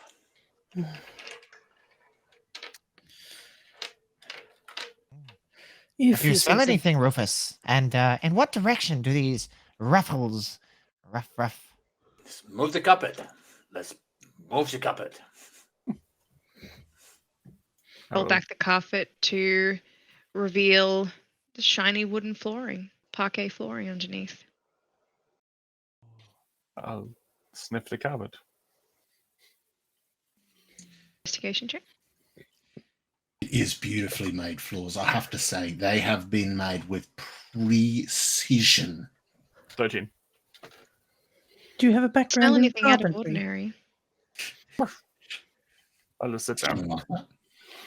Okay, we're going to straighten the carpet. This is pretty weird. Look up. I'll just go look up on the roof. I just shiver in my, What's this? Anything Up and you there? see the two large chandeliers hanging down low from the ceiling over the two fountains, but seems to be dark stone above you. Okay. Is this a little bit creepy? These things are happening because we had the rules: carpet flat, pamphlets on the bench. You worry too much. There's no reason to be scared. Is that ambience music just changing? Holy shit! I've never felt more calm. It's literally like I have this music going in my head all the time, and it went whoa, really creepy shit. Definitely nothing to worry about. Cal, you're worrying far too much, fearless leader. I'm sure it's all fine. It could be the wind. It could be Rufus. He's a rapscallion. He is. No, Rufus didn't knock the pamphlets down. He's eating. He'd be lying in them, eating them if he knocked them down. We would have known this. He didn't mix the carpet up as well. This is a little bit weird. Okay. Let's lock the doors. Keep on going. Watch out for it. Stay together though, because that's when Reggie got lost when he was by himself after the guards left. So I think that the guards are good. Going by yourself is not so good. Well, clearly, there's no one here right now, but by the direction the carpet was folded, perhaps they headed south. Oh, yes. Okay, that sounds a good idea. Fix the carpet up, pick up the pamphlets as we did, and then just go follow everyone. Okay, Come on, I Rufus. don't know what... South away we go. By the way, pitter patter as we're walking, I found this. You still got that lockbox, right? We should open it. Perfect. Yeah, Cal was just after you holding it in there, if you don't mind. Put the platinum piece in. Perfect. Perfect. Close it. Good. Just look after it. It's important. All right. She is carrying it around like a lunchbox, like everywhere to all the rooms. She's got it in one hand. Awesome. I'm glad you're looking after it. I wouldn't trust another with something like that. I appreciate the faith in me, and I'll let you know if anything happens. Perfect. Appreciate it. I appreciate it. Very kind. So as you enter this room, Mary, you would know this room. Well, maybe, actually, depending on your roles. You've had your history checks. It's warm and inviting. Soft yellow light emanates from flickering candles suspended in midair overhead, causing a gentle glow that bathes the entire space in ethereal radiance. Lining the walls of this room, elegant bookcases rise from floor to ceiling, their shelves filled with mesmerizing collections of tomes. Spines of the books are adorned with shimmering gold and silver leaf, catching the light and reflecting back in dazzling displays. The room seems to come alive almost with a captivating sparkle. In the center of the room, a cluster of comfortable armchairs arranged seemingly at random, their inviting presence beckoning you to take a seat, immerse yourself in the literary wonders that surround you. Each armchair offers a cozy nook for reading. The air is filled with a faint sense of aged parchment and ink, carrying a sense of knowledge and adventure. As you scan the titles, you catch glimpses of ancient histories. Knowledge and secrets held within these pages beckon to be discovered. I immediately look for my favorite book, which is, I'm going to say something on the wildlife of Lawira. So looking around the room, the titles of the books on the shelves, it becomes apparent that this is a room entirely dedicated to the history of the royal family. My mistake. I look for a book on the great queen of Oifela. Make an investigation check for me. Are there any books out on tables or anything at all, DM, as if it hadn't been put away or hastily left or something at all? Everything looks prim and proper. Everything's in its place. 15, GM. 15. You find a book labeled Thwarted Tales, Tales of Threats Against Our Family's Life. I take it and I flick it open. Pitter patter, quickly! I've got a great volume for you. I've read it once before. Just going to run over, very excited. So it is a collection of thwarted attempts or assassinations on members of the royal family throughout history. Coronations that were disrupted as the family was ushered away as arrows flew from the sky, or royal children being snatched on their way home from school only to be discovered being held up for ransom. All sorts of strange and sordid tales. This is like information I'm ecstatically relating to pitter patter. It's like my feathers like get bigger and bigger, and my eyes get real crazy, and my pupils are going in different directions. Yes, it's all quite maddening and exciting. Oh, history of the royal family. Do you think something like that could have happened to Reginald as well, or is that just stuff that happens to royals? Well, he is quite eccentric. A tie to the royal family? Perhaps this could implicate him in all kinds of strange conspiracies. Mm.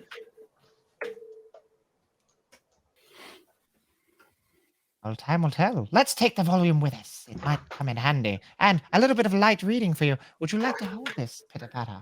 Will it fit in my box? Yes, it will fit in your box. I will open it up. There we are, young one.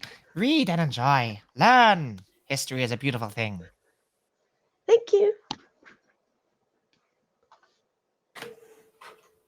And Barry getting all this tippy tappy off to the next other shiny thing that he sees.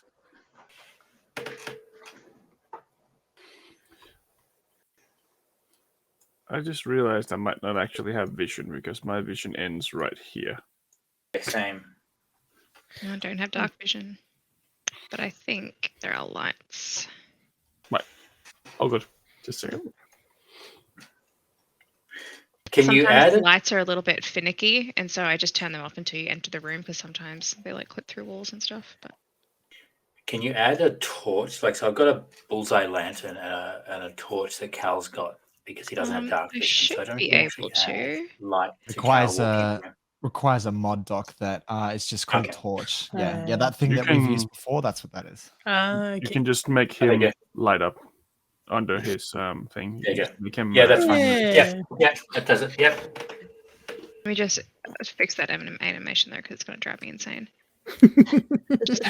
Glowing dog. Dog's having a rave. We lease this place out at nights for a secret rave. Is Rufus Fishing figuring got anything it. out, and Rufus just standing there. It's like that's Seen that at secret the community. museum. Not at the museum. Rufus and Doc. Yeah. The glowing dog. Good thing I'm deaf. So as you That's- enter this area, you find yourself standing at the entrance of a magnificent stone corridor that stretches out northward before you, spanning the length of the museum. Along the length of the corridor, grand statues stand, heroes from bygone eras standing proudly. Their imposing forms carved from marble and stone, each statue depicting a different figure frozen in place, in valor and in might. Their eyes seem to follow your every step. To the west, the walls are adorned with striking portraits capturing epic battles and scenes reminiscent of enchanting fairy tales. The brushstrokes bringing these vibrant depictions to life and immortalizing the heroic deeds of legendary warriors and magical beings. The scenes come alive with intensity and tell stories of valor, triumph, and sacrifice. Banners hang from the ceiling, reading, "Continue onwards, and let the stories of these legendary figures guide and inspire you as you embark on your own heroic journey."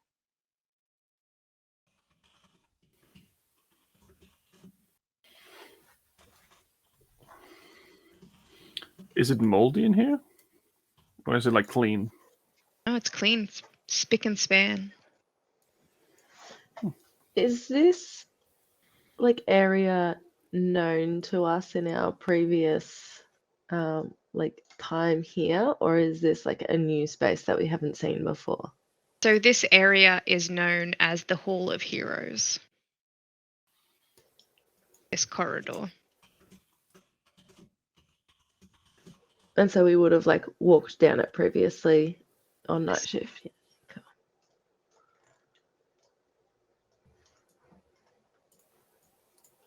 You're just doing normal rounds and just keep on going, checking for stuff and doing our Cam, do I night recognize any duties. of the heroes? with my history check.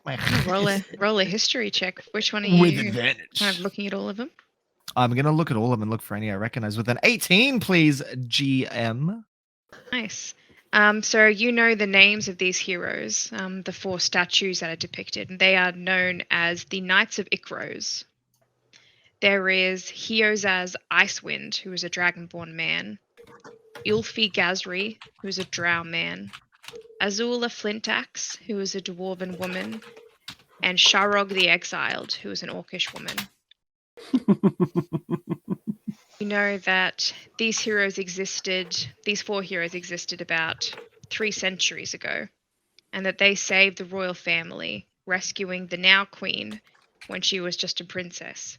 She was kidnapped by a powerful mage who had been tricked into the service of an ancient dragon who wanted the kingdom's wealth for his own. The princess had been taken, and an illusion was put in her place for almost 3 weeks before the drow sorcerer noticed something was wrong with her demeanor. After 3 long months of following the dragon and the mage to what's known as the King's Bane, they slayed both and returned the princess home, after which they were knighted as the Knights of Ickros. This is information I very passionately detail to the group aloud.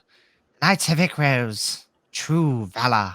Let's hope that in our services, guardsmen of the Night Watch, we reach such heights. Yep, that's what I'm looking for.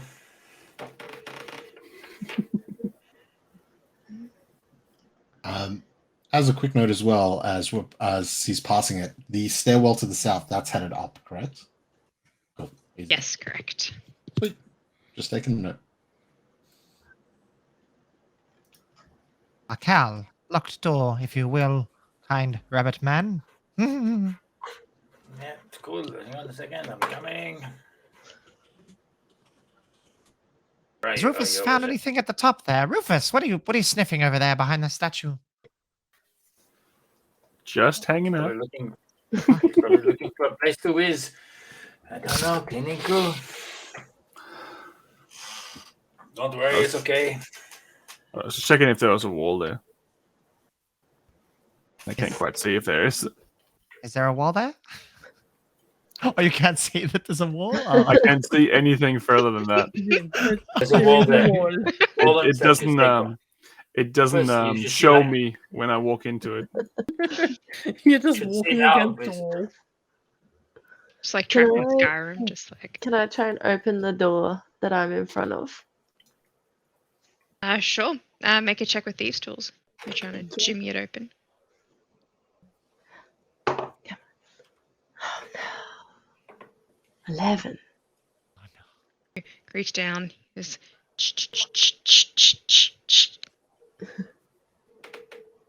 I seem to latch on.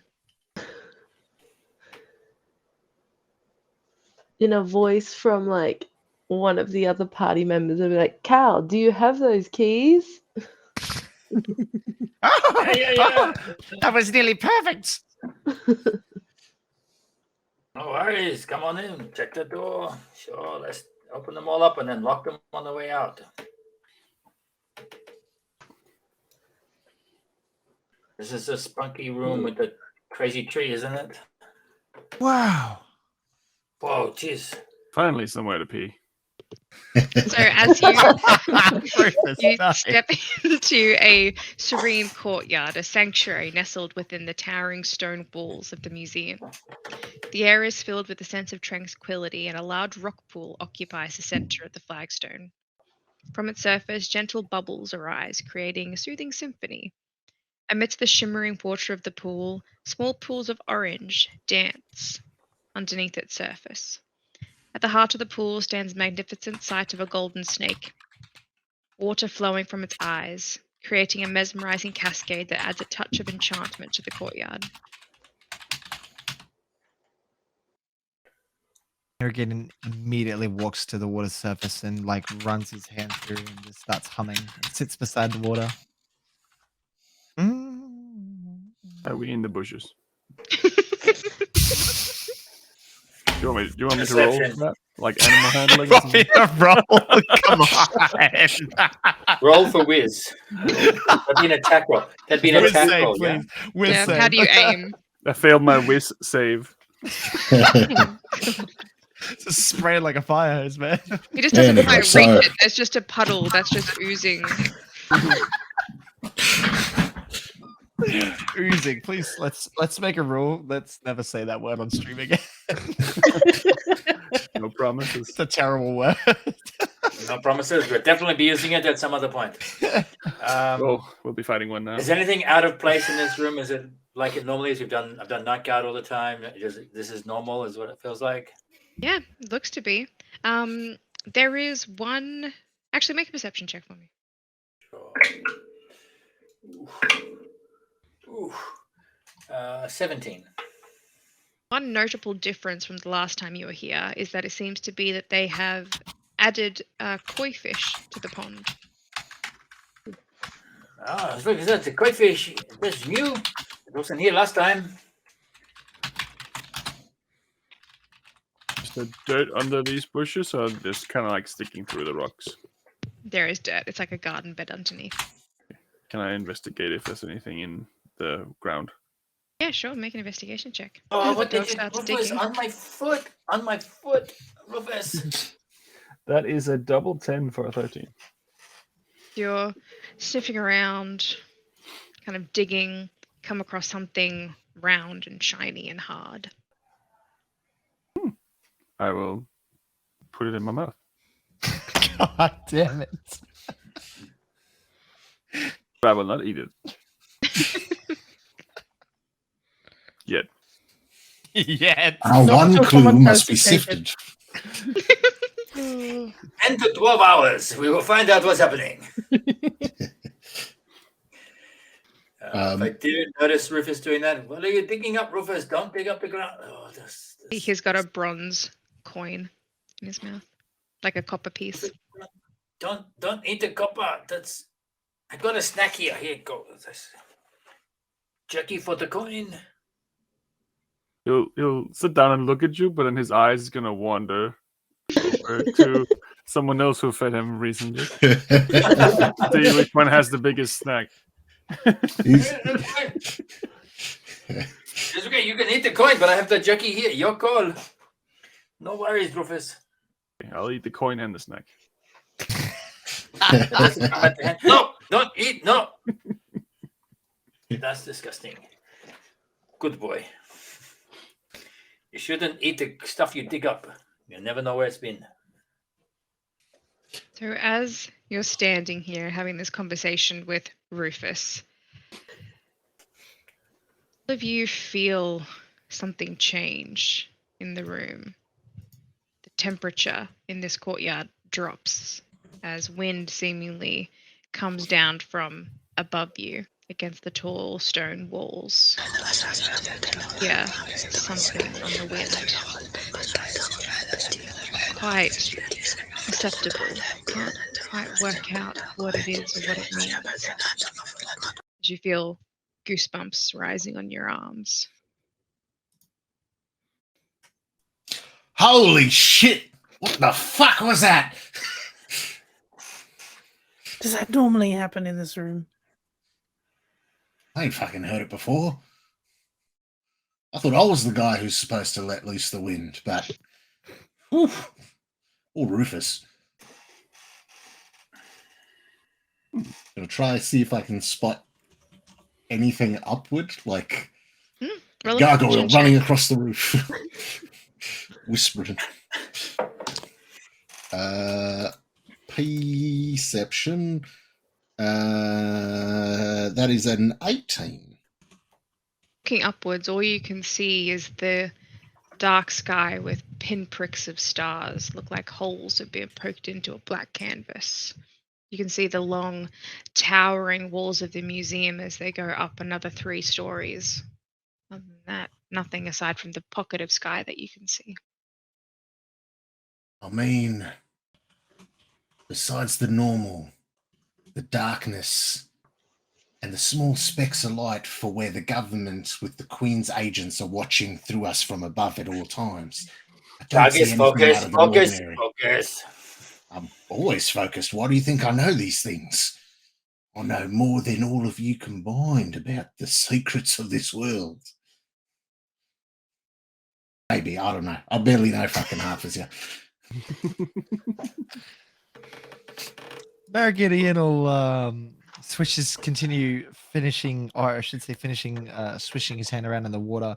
His eyes sort of seem to receive the strange feeling and the whispering. He looks around at his friends. Something is afoot. No doubt. No, Lemons, you're right. Something is not quite right. But remember this lovely pool, this place. For whatever darkness we faced tonight, at least we had a grace of beauty that we sat alongside as friends.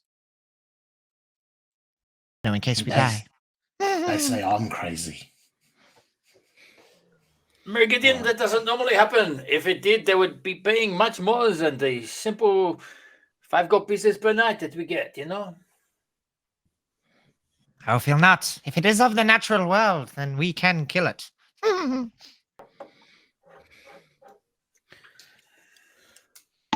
Okay, keep your eyes open. And nose. Rufus, can you smell anything weird? I can try. Can I smell the wind for cats? Nope, that's a nope. The coldness, the sudden drop in temperature almost stings your nasal passages as you take a deep, sharp breath in through your nose. It almost stings.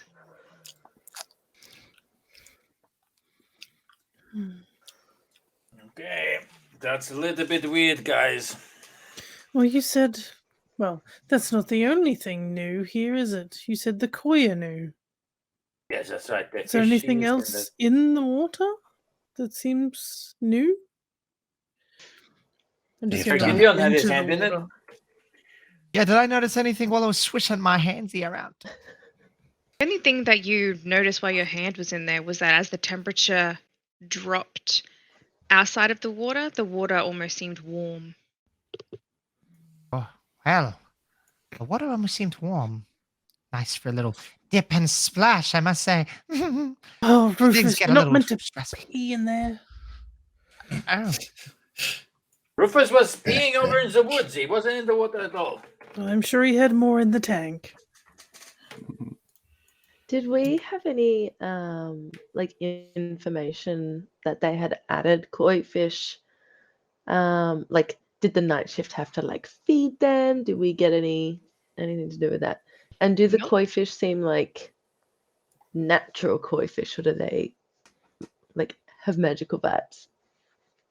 Just swimming around, just lazily. Could Mary Gideon fly up and just like take flight and fly up maybe as far as I can fly and just look through some windows? There are no windows on the side of the building. It's sheer stone. Okay. Can I fly over said building to go and look at the other side? Like all the way up? And then over, yeah. Is that possible? Yeah, sure. Okay. It's like, I'll be back. Give me minutes. Wow, Do I need me to don't roll say that every perception? day. What are you looking for? Where are you looking in particular? I'm imagining the tower goes up, yeah. So we go over to the other side, but perhaps there's some windows, maybe, and just looking through each one, seeing if anything jumps out at me, if I can see anybody present in these floors, something that would otherwise catch my interest, not meant to be there. So as you begin to ascend, you get probably 30, 40, 45 feet, and then you hit something.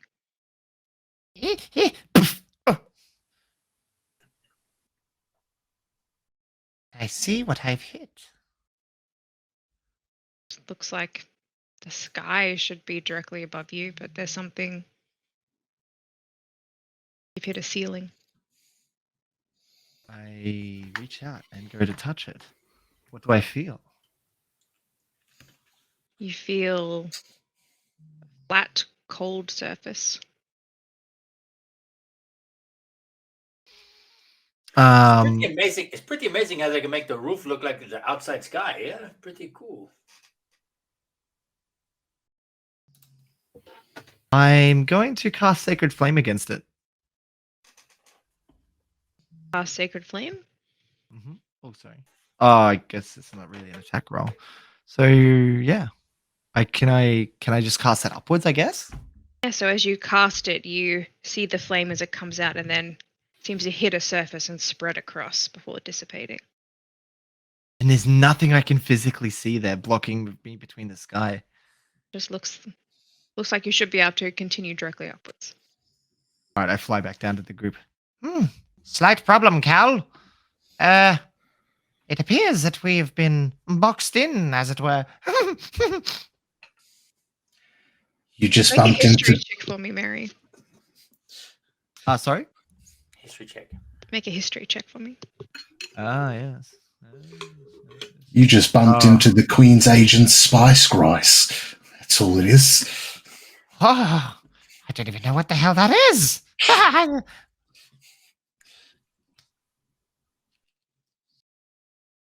15? Have advantage. I did roll with Advantage. advantage. Oh, you didn't? You know that in the museum, there's a room directly above you. Wait, so I hit a room? Actually, a fake sky. It's a fake sky. That's what I was explaining at the bottom. That's a pretty Oh, impressive. you were being literal. I thought I was you were being joking. literal. They're talking about what's happening up there. You see, that's pretty good view, Rufus. Shouldn't you have known this? I should know many things. Oh dear. Whilst this is all going on as well, conspiracy theory mode fully activates. Lemon's looking around. Wants to investigate the giant snake thing. Just look over it and see if it's like the source of the orange things, what they might know about it, how long it's been here, that sort of stuff. Make an investigation check for me. Sweet. It's gonna be there's a Christmas one shot again where you get lost in a hedge. Yeah. Get a knife. Is my thing valid for this? Yes. Sweet. Did not help as much as I was hoping. That's okay. There's still a investigation 19. So looking at the serpent, you know that there are two gems in its eyes, emeralds, that are emitting their own source of light. And the golden serpent itself is made out of solid gold. Okay. Is there anything in the pamphlet about this room? Like, picked up a pamphlet after Rufus was half eating it. Make a general history check for me. See if I that's ate that pretty part. good. Yeah. You listen to any of the guided tours as you were working. 13. You know that the serpent is considered the symbol of the holy house, the royal house. The serpent is considered their animal. It's on all their banners, on their clothing. It's wrought into the embroidery of their clothing. So that would kind of be the significance of this room. And it's meant to be a respite as it is adjacent to the Queen's Hall and kind of in between the Queen's Hall and the Royal It's a Hall History of Room. Heroes. Yeah, it's a Hall of Heroes, and then that makes sense. You've got the Queen's Room, and then you got the respite of the family, and then you've got the Hall of Heroes that helps and save them, and then you've got all the knowledge and information. But that would make a pretty good way of setting up a museum, yeah. Mary Gideon, why did you know this? Wow. What do you do? Me? What? Don't you pay attention? Well, no is the easy answer. And yes is the complicated answer. It's really who you ask. There. Can I roll history and are they removable? Is the what removable, sorry? The gems. Roll a history check for me. Roll it with advantage. 23. You know that in the museum, artifacts of a certain nature, while they may, they look really pretty and they're on full display, there are protections put in place throughout the museum that wood, even though it may look like you'll be able to pry the emeralds from the eyes of this serpent, looks can be deceiving. Are there any wards and traps and things put in place to ensure that? And the night guards. And that's it. And we have the night guards. Interestingly enough, nobody has stolen the gems, and we don't have a body, so that means... Follow me on this one. Lemons in the conspiracy. Whoever is perchance harassing our little museum is not here for financial gain. No, they're here to put worms in our brains so they can control everyone. It's the only logical explanation. That's fascinating. What would they do once they have control, I wonder? I don't know. I don't want it. I just know that they want it. I'm going to check my brain for worms. Good thinking. Gideon goes cross-eyed for a minute, and he just starts shaking a little. You're all insane. I'm leaving. Thank you. Rufus is very confused why everyone's looking at this giant rope that looks like it's made of rock in the middle of the fountain. Nope. Maybe they don't have time to play.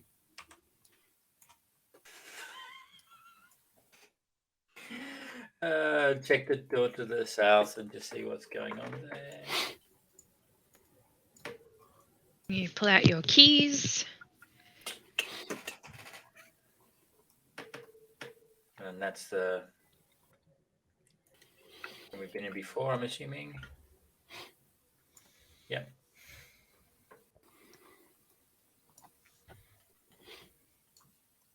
There's nothing different in that room. Not peeking in. Would you like to lock it again, or are you closing it? Yeah, lock it again.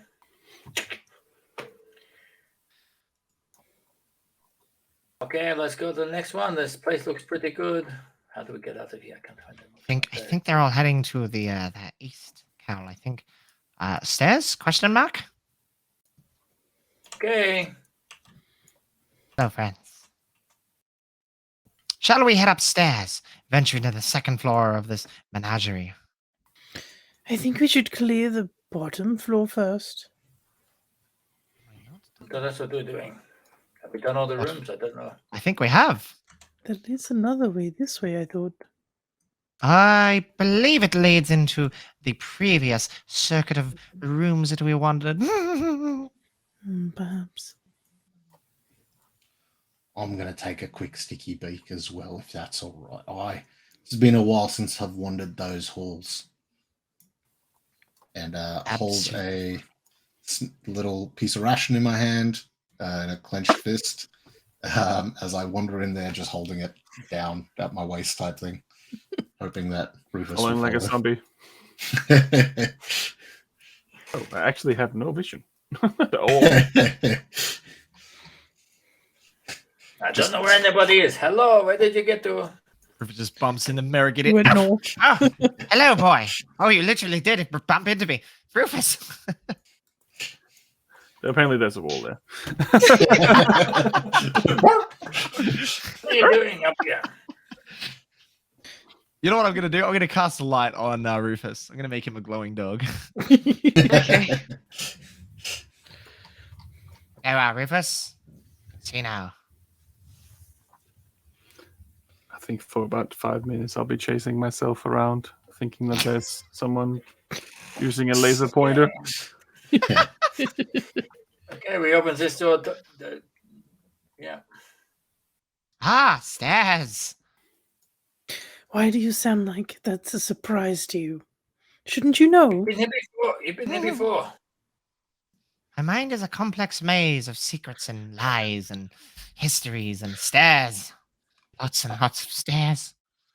Yeah, I just thought you were afraid of them. You were like, stairs. Peter, can I get you to make a wisdom saving throw for me, please? Immediately killed. That's better. Question. Yeah, immediately killed. Okay. 12. As you enter this room, and you look at the statues before you, you are filled with an unbridled sense of rage looking upon the visages of the gods. Cool.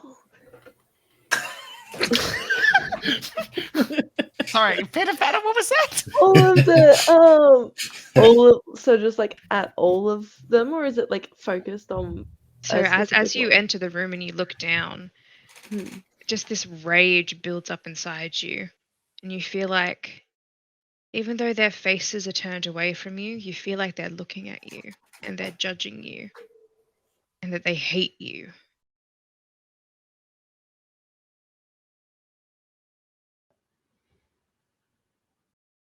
Okay, she is going to attack the closest one. Sure. How are you attacking it? She's gonna take her spear off her back as she runs towards it, and is going to strike twice with that. Sure. Make an attack roll for me. The first one is 16 to hit. Yep, that hits.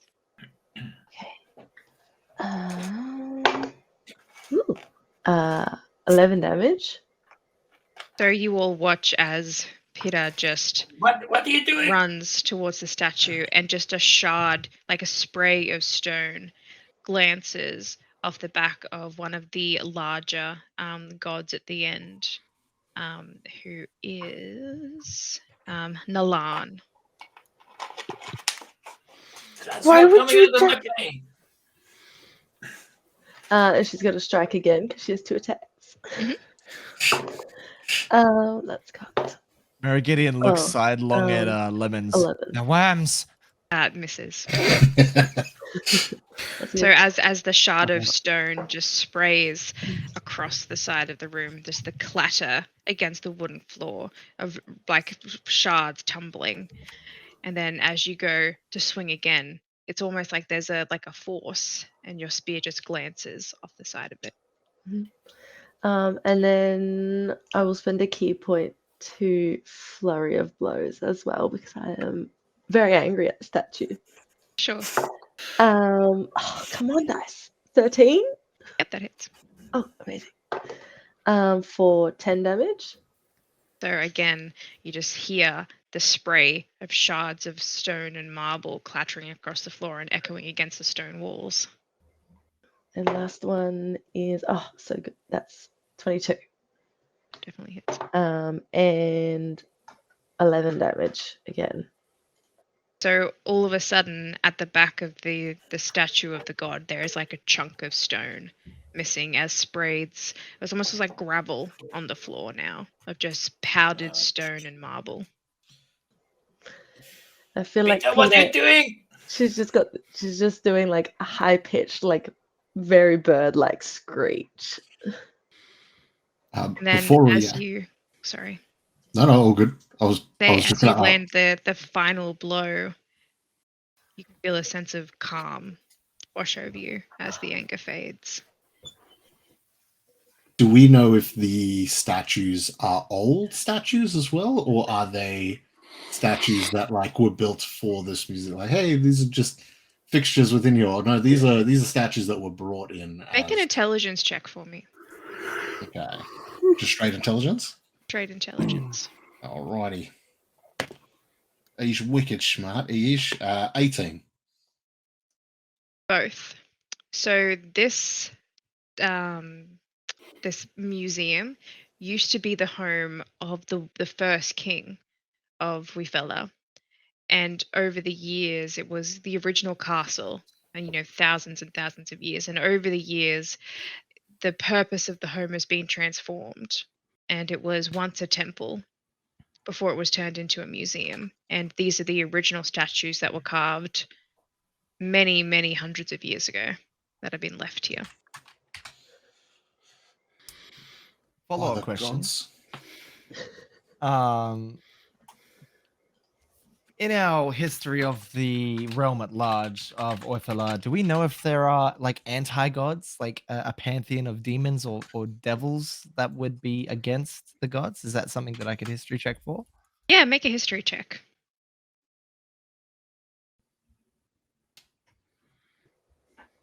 14 with advantage. God.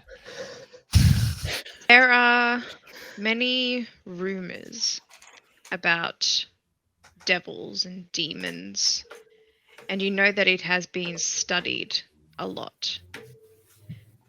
But there is almost a sense of censorship in the nation when it comes to accessing this sort of information. The clergies and the royal family don't want people to be scared. There is no such thing, nothing can hurt you or harm you if you follow in the light of the gods. You are safe, and access to that side, this sort of information is restricted for those who are specifically studying them.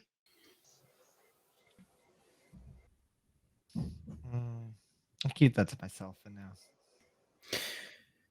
So as the blows stop, Valentina's going to grab a glaive and sort of swing it between Pitter and the statue and sort of just block the way for any more attacks. And we are here to protect them. Why are you daring to damage them? I don't know. It felt like they were watching me. I don't know. I was really angry. I'm fine now. I think. That doesn't reverse what you've done.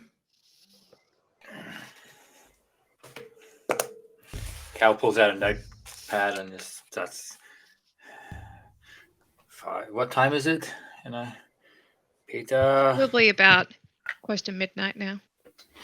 Midnight. Peter. How are we gonna write this up to make us? Was attacked? Were you attacked?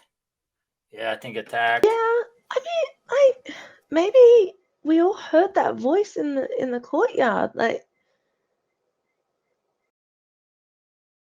okay, I'm not gonna say you heard voices again. That's not a good idea to put that into the was attacked. And was defending from unseen. Attacker hit the statue of Nulan. Oh. Yeah, Look up and caused damage. While they're distracted, can I steal this treat out of Lemon's hand? Yep. Sure. Stealthily. Roll a stealth check. Can I do a sleight of mouth? Sleight of mouth check. Lemon just feels a tongue between his fingers. Oh. 14. He looks and Rufus is on the other side of the room. Thinks it's the worms. 14. Yeah, you got a treat. Cal's distracted, writing up a note and speaking to Pitter. Yeah. Are you feeling okay, Peter? Like, that's not a new... That's weird. yeah, All of them? I think it's fine. I just think, obviously something weird is going on. We knew that, but I think it's maybe weirder than we thought. Can I do an insight check to check that she's actually stopped, like, feeling this aggression towards Make them? an insight versus a persuasion. Or deception, I guess, but... 22. 8. Tough one. Damn. She's not charismatic, okay? You still feel like there's something off, but she seems okay for now. I'll stand down. Can we not But attack? keep an eye on her. The antiquities. We're supposed to protect. It says in protect antiquity. One of the job descriptions.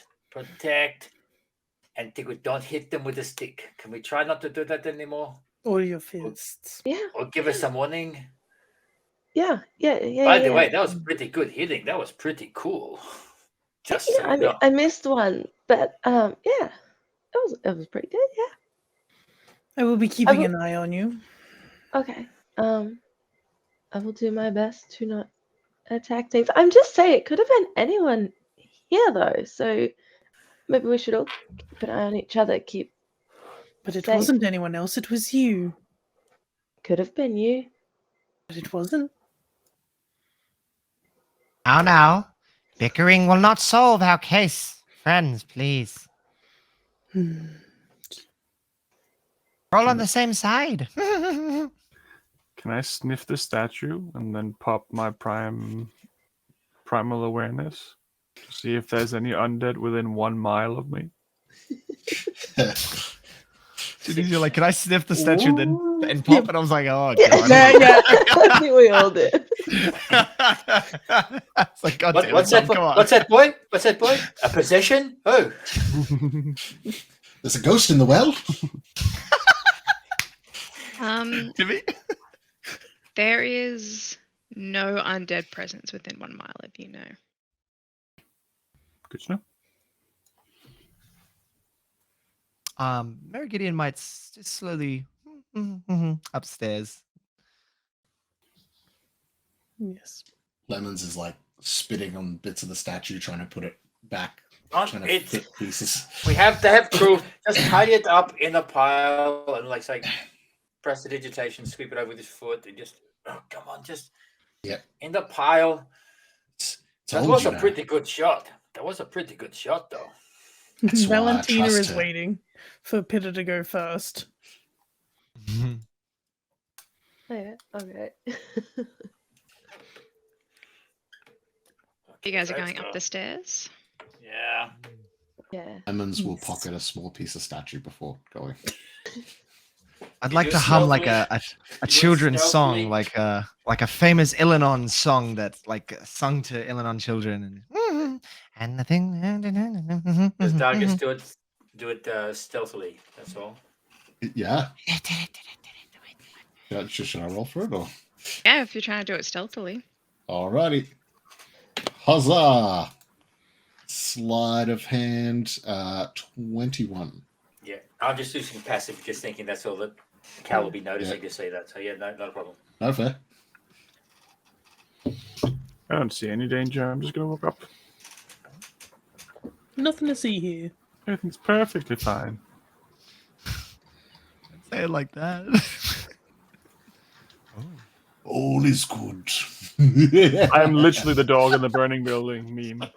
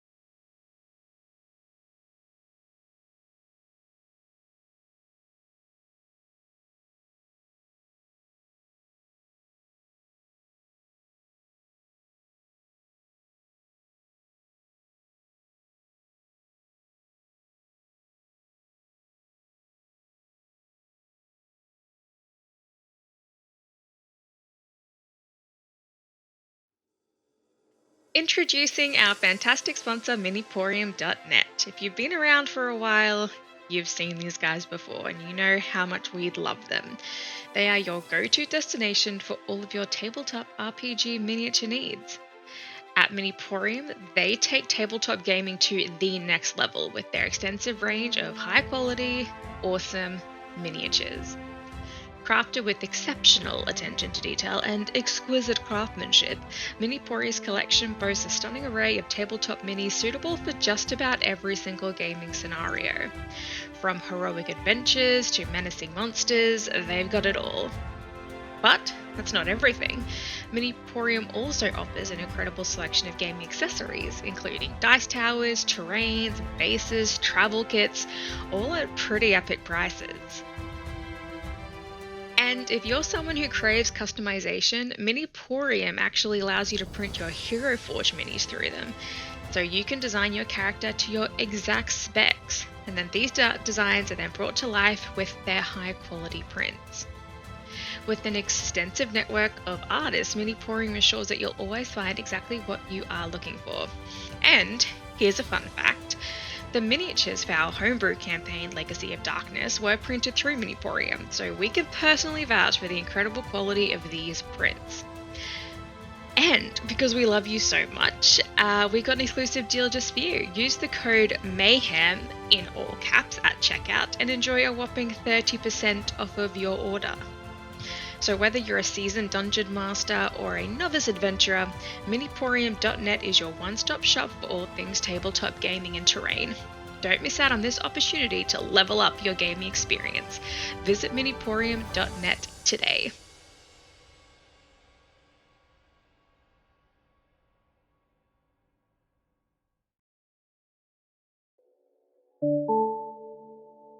Ladies and gentlemen, welcome aboard Flight Mayhem to Epic Adventures. Your safety is our top priority, so please give us your full attention as we go over some important safety instructions. First, please ensure your seatbelt is fastened low and tight across your lap, as things are likely to get bumpy. In case of unexpected plot twists, please keep this strap tight at all times. Please stow your dice and notes for takeoff and landing. We don't want these flying everywhere and causing more chaos than is already expected. Please feel free to keep using your handheld devices such as iPads, laptops, and phones, especially to like, favorite, comment, and share the stream with your friends. Please take a moment to locate your nearest emergency exits, but please be aware that in case of emergency, these will be sealed. Your only salvation during times of extreme peril will be to pray to the gods for your salvation. In case of emergency, please ensure that you have followed the stream. Ensure that you have subscribed to the channel before attempting to assist others with a gift sub. Safety is our main concern, and should you wish to speak to one of our pilots or attendants today, please direct queries to our Discord channel, which can be found by entering Discord in the chat to your right. Our dedicated team will do our utmost to supply you with able affection and welcoming GIFs. In the unlikely event of an emergency landing this evening, please place your head between your knees, close your eyes, and brace for impact. We thank you for flying Air Mayhem. We wish you a wonderful journey with us, and please note that we think that you are awesome.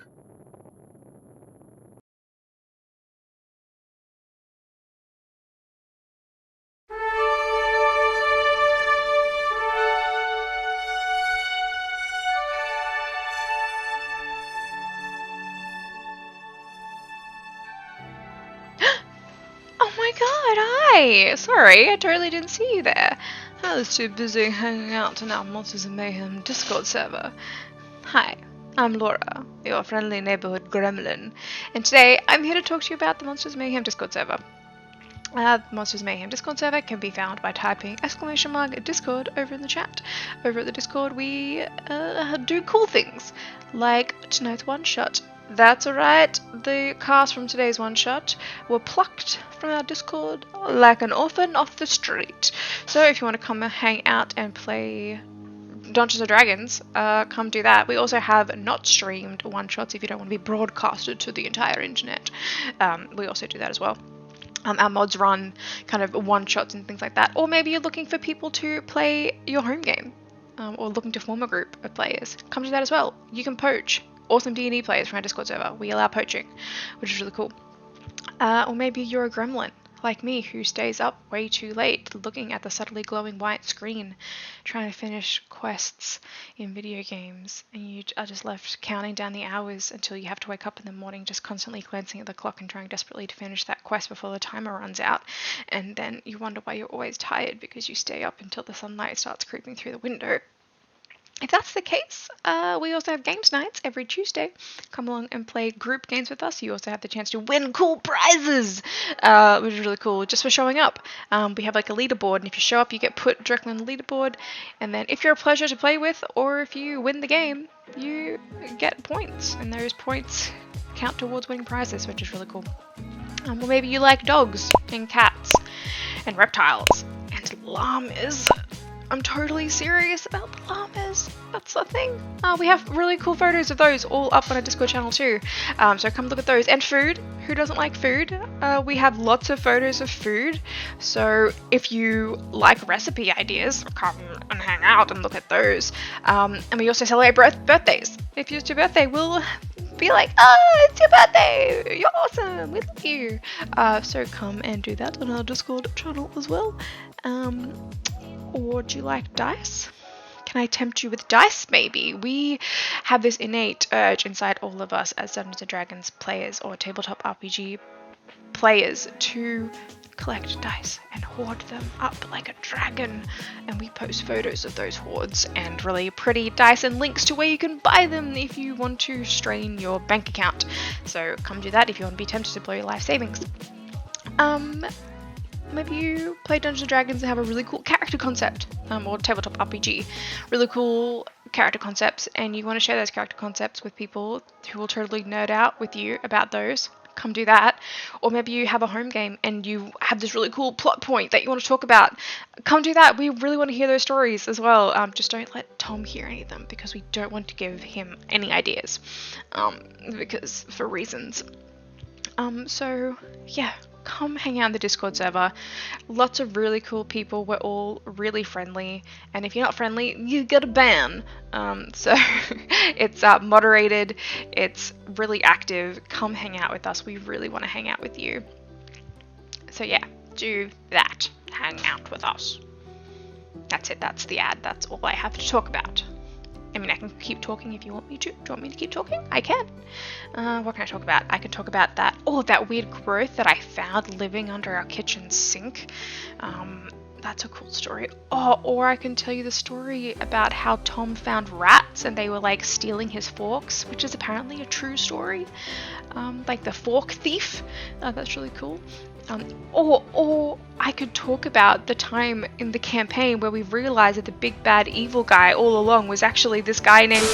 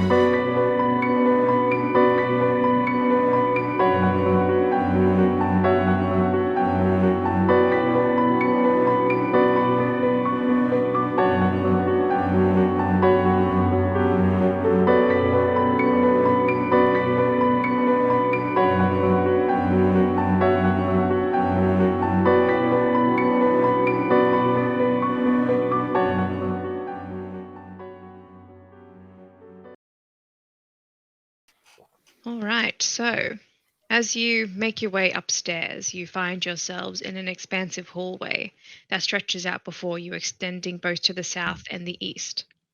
Long crimson rug runs along the center of the wooden floor with its vibrant hues resembling the spine of a creature reaching out to embrace the doors that line the walls on either side. That's not creepy as fuck. But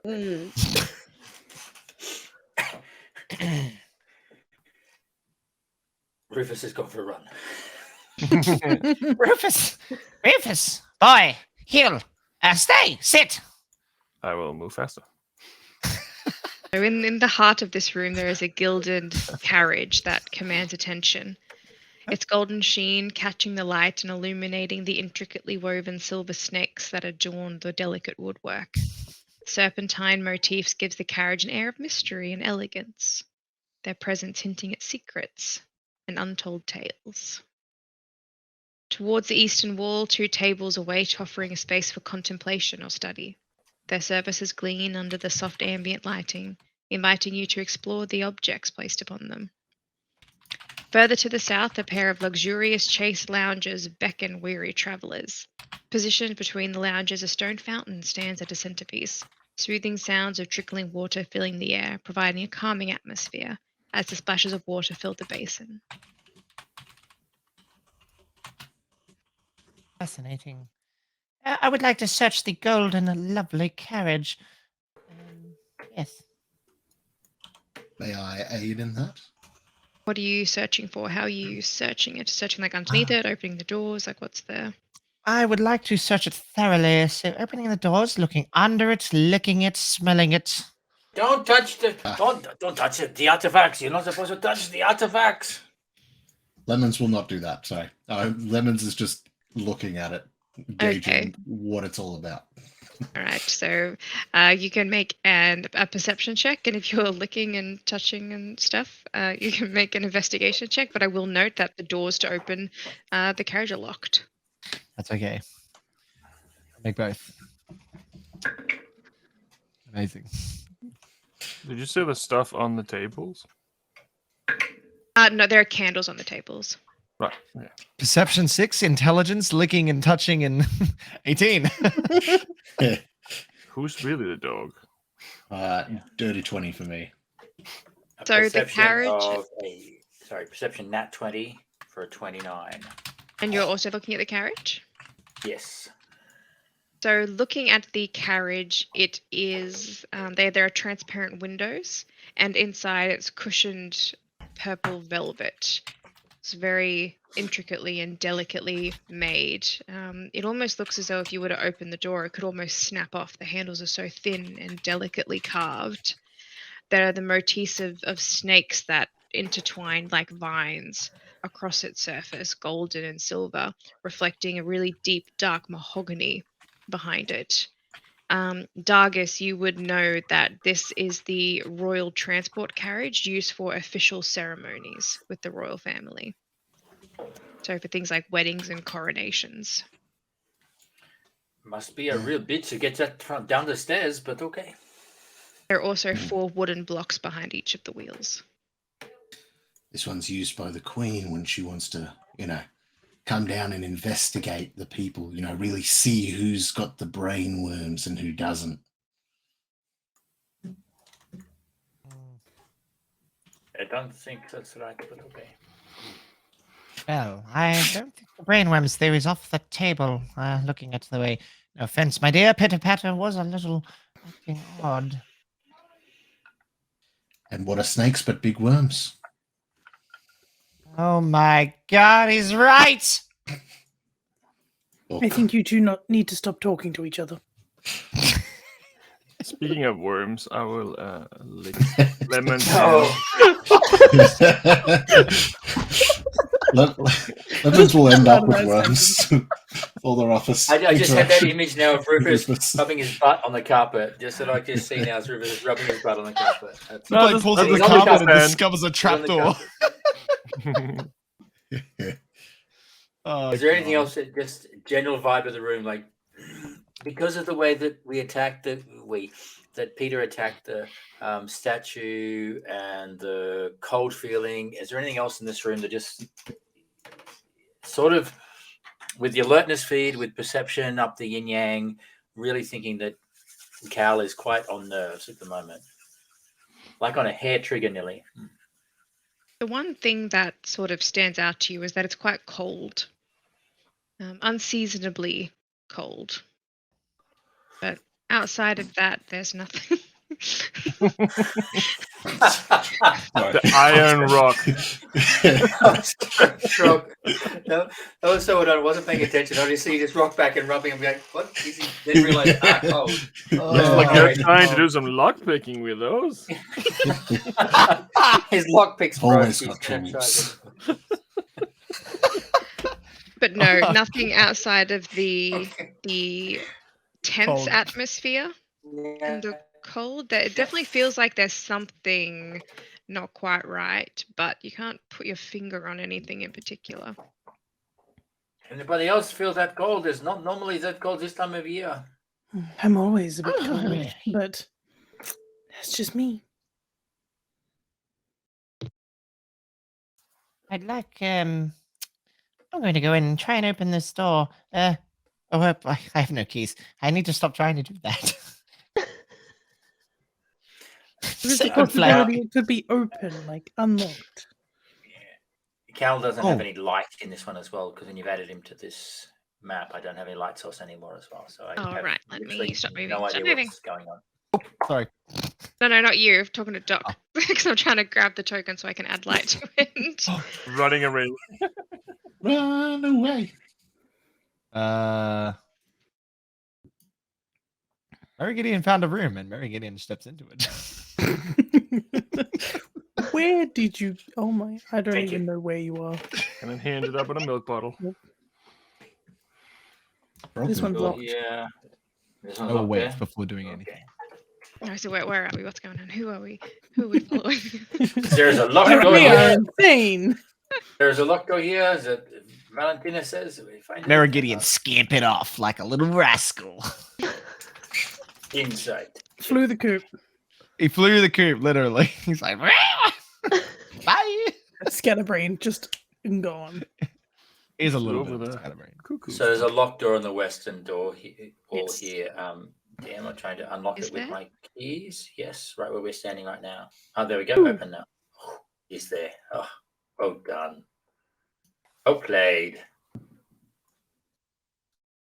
So This room. you're entering the armory, a grand chamber filled with lines and lines of weapon racks and displays showcasing a vast array of arrangements from all corners of the world. The air is heavy with the scent of oiled metal, and the room echoes with the quiet whispers of the weapons' histories. Along the wall, suits of armor stand on mannequins, their gleaming surfaces reflecting the ambient lighting of the room. Each suit tells a unique story, representing different styles of craftsmanship from various cultures. From polished plate armor to intricate leather ensembles, the armors serve as silent sentinels, guardians of the armory's legacy. As you move deeper into the room, your gaze is drawn to the back end, where an impressive display of military might awaits you. Here, rows of imposing weapons stand proudly, cannons and artillery pieces, their massive forms and intricate designs showcasing the engineering prowess of warfare. The room hums with the spirit of martial history, an ode to the countless battles fought and the warriors who wielded these very weapons. Does any of them have like a string attached to the back? A string attached to the back of any of the... Cannons? Oh, the cannons? No.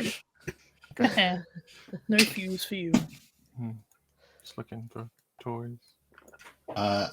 Amongst the suits of armor, amongst everything pretty much, is there anything that stands out as unique or particularly rare, valuable, ancient, something to that effect? Where are you looking? 'Cause that will determine my answer. I think I'd be looking across the armor first and foremost, the suits of armor. Whereabouts? What row are you looking in? More or less where I'm at. So Are you standing? All right. yeah, Roll as many in front of me as I can. roll a perception check for me, looking at them. Perception, QQ. 14. So, looking where you're standing currently, caution lingers in the air as you navigate the repository of war standing before you.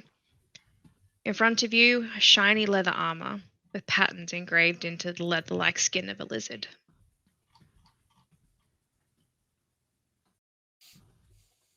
Lizard people.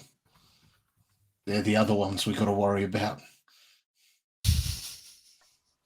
I move on, making my way down, looking at the next batch. Make another perception check. Much worse, 7. So where you're standing, the couple of suits in this vicinity seem to have a collection of different types of furs. So there might be some white fur that might be from a wolf or a bear, and some brown that might be from something, native to a forest. It's different collections of fur armor. Are there any nameplates describing what they are? Yes, so each of them would have the type of animal that it came from, or the type of material that it's made out of, and the region of the world that it comes from. Point those out to Dargus. You could read the nameplates, it sort of tells you what they are, you know? I know I could read that. What are you implying I can't read? No, I was just showing you. You may not have seen them, because sometimes in the dark it's hard to see what the nameplates are, you know? All right, Good assessment. Good assessment of that first lot. That was pretty cool. I mean, I didn't say anything. I was just looking. I just sent you a message, Laura. Just this is pooping in the corner. Yeah, I'm in my room. Can I just roll a general perception check to see what I see with my allies? My big old. You're in a different room, aren't you? I am. I sense I've made a mistake. Mistakes were made. Like those cartoons where you like light a torch and there's just a monster snarling at you, and it's like, Let's get my big old fingers out. Sorry, we go back to where you're you standing. Sorry, Brandon, where are you? Yes, please. Joineth me. I am down in the boogie room. I can't see you. Oh, have you cast? Oh, you've got dark vision. Why don't Alans I? don't have dark vision. I do. Alans don't have dark vision. Oh wait, it says I have dark vision 120 feet. But it's only backwards. I can only see my ass. It's only behind you. So as you open the door to this room, it is almost immediate as you step in, and a wave of heat washes over you, reminding you of a scorching desert. The floor beneath you is covered in fine golden sand that shifts with every step that you take. Above you, there is a painted ceiling, resembling a clear sky, adorned with wispy magical clouds that seem to gently drift overhead. The walls are also skillfully painted to look like a vast landscape, rolling dunes and distant mirages that play tricks on your eyes. Fascinating. It's almost as if I'm in. Oh, everything's gone black. Where am I? I'm on the fourth. Oh no, I'm back. Hello. Yeah. Oh, fascinating. It's like I'm in. Oh, the crows itself. I would like to approach a sarcophagi or sphinx-like thing that is before me. What do I see? So, sorry.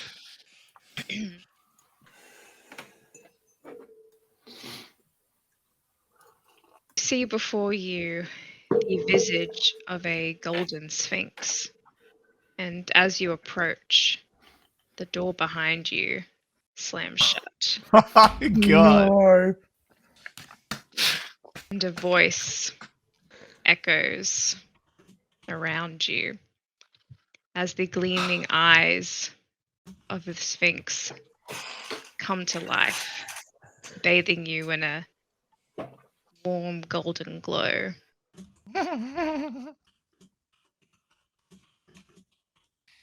Oh well. My stream. That was one. This has been. That's one done. Yeah, Her good face lad. turns towards you. Ah, brave adventurer, you seek passage through this chamber, but freedom shall not come easily. Bound by my riddles, you must prove your wit and wisdom to earn your escape. Listen well, for the first riddle is upon you, and your fate hangs in the balance. Answer wisely, or you shall forever remain within my chambers. Oh, fuck sticks. This is not. No, that's not the right answer. No, I'm pretty sure that's not the right answer. I Well, am the beginning of eternity, and I am the end of time and space. I am at the beginning of every end and at the end of every place. What am I? I'm at the beginning of time? End of something. I'm very Guys bad on at here. listening. I'm at the beginning. Can I roll history? History. This would be wisdom. This would be wisdom. It'd be wisdom. I'm just. Or wisdom? I Sure. have none. I can't answer this. 17! As you think on it, I'll repeat it for you. I am at the beginning of eternity and at the end of time and space. E. It's E. Like good vibes are working. I'm Dr. Brandon. Congratulations. It's the Your letter answer E, is yes. true. Your mind has Ah. proven sharp. Pray tell, the second of my three riddles. Alive without breath, never thirsty and always drinking. What am I? What was the first part? Alive without breath and as cold as death, never thirsty but always drinking. What am I? I'm gonna make another wisdom roll. Fucking terrible at riddles. It couldn't have happened to a better character. I'm just glad it didn't happen to me. With your passive not. perception, Woof. Cal, you would have heard the door slam as well from. Yeah. someone. Live without. It's not Sense of fire. I've disturbance heard that in the one. floor. I have a 16. Live without. Alive without breath and as cold as death, never thirsty but always drinking. There is a common idiom that refers to the answer of this riddle. I'm as thirsty as Camel? can drink like a. Camel? A horse! Your answer falls short of the mark. The path to freedom remains veiled. Yet the mystery persists. Return to your thoughts and search for the truth. Only with the correct answer shall you break free of this chamber. Okay. Does Never the thirsty. door shut? Hmm. In front of Cal DM in this room, there is an interesting suit of armor. Just looks different. Does it? Interesting. There's two that look like it. There were four.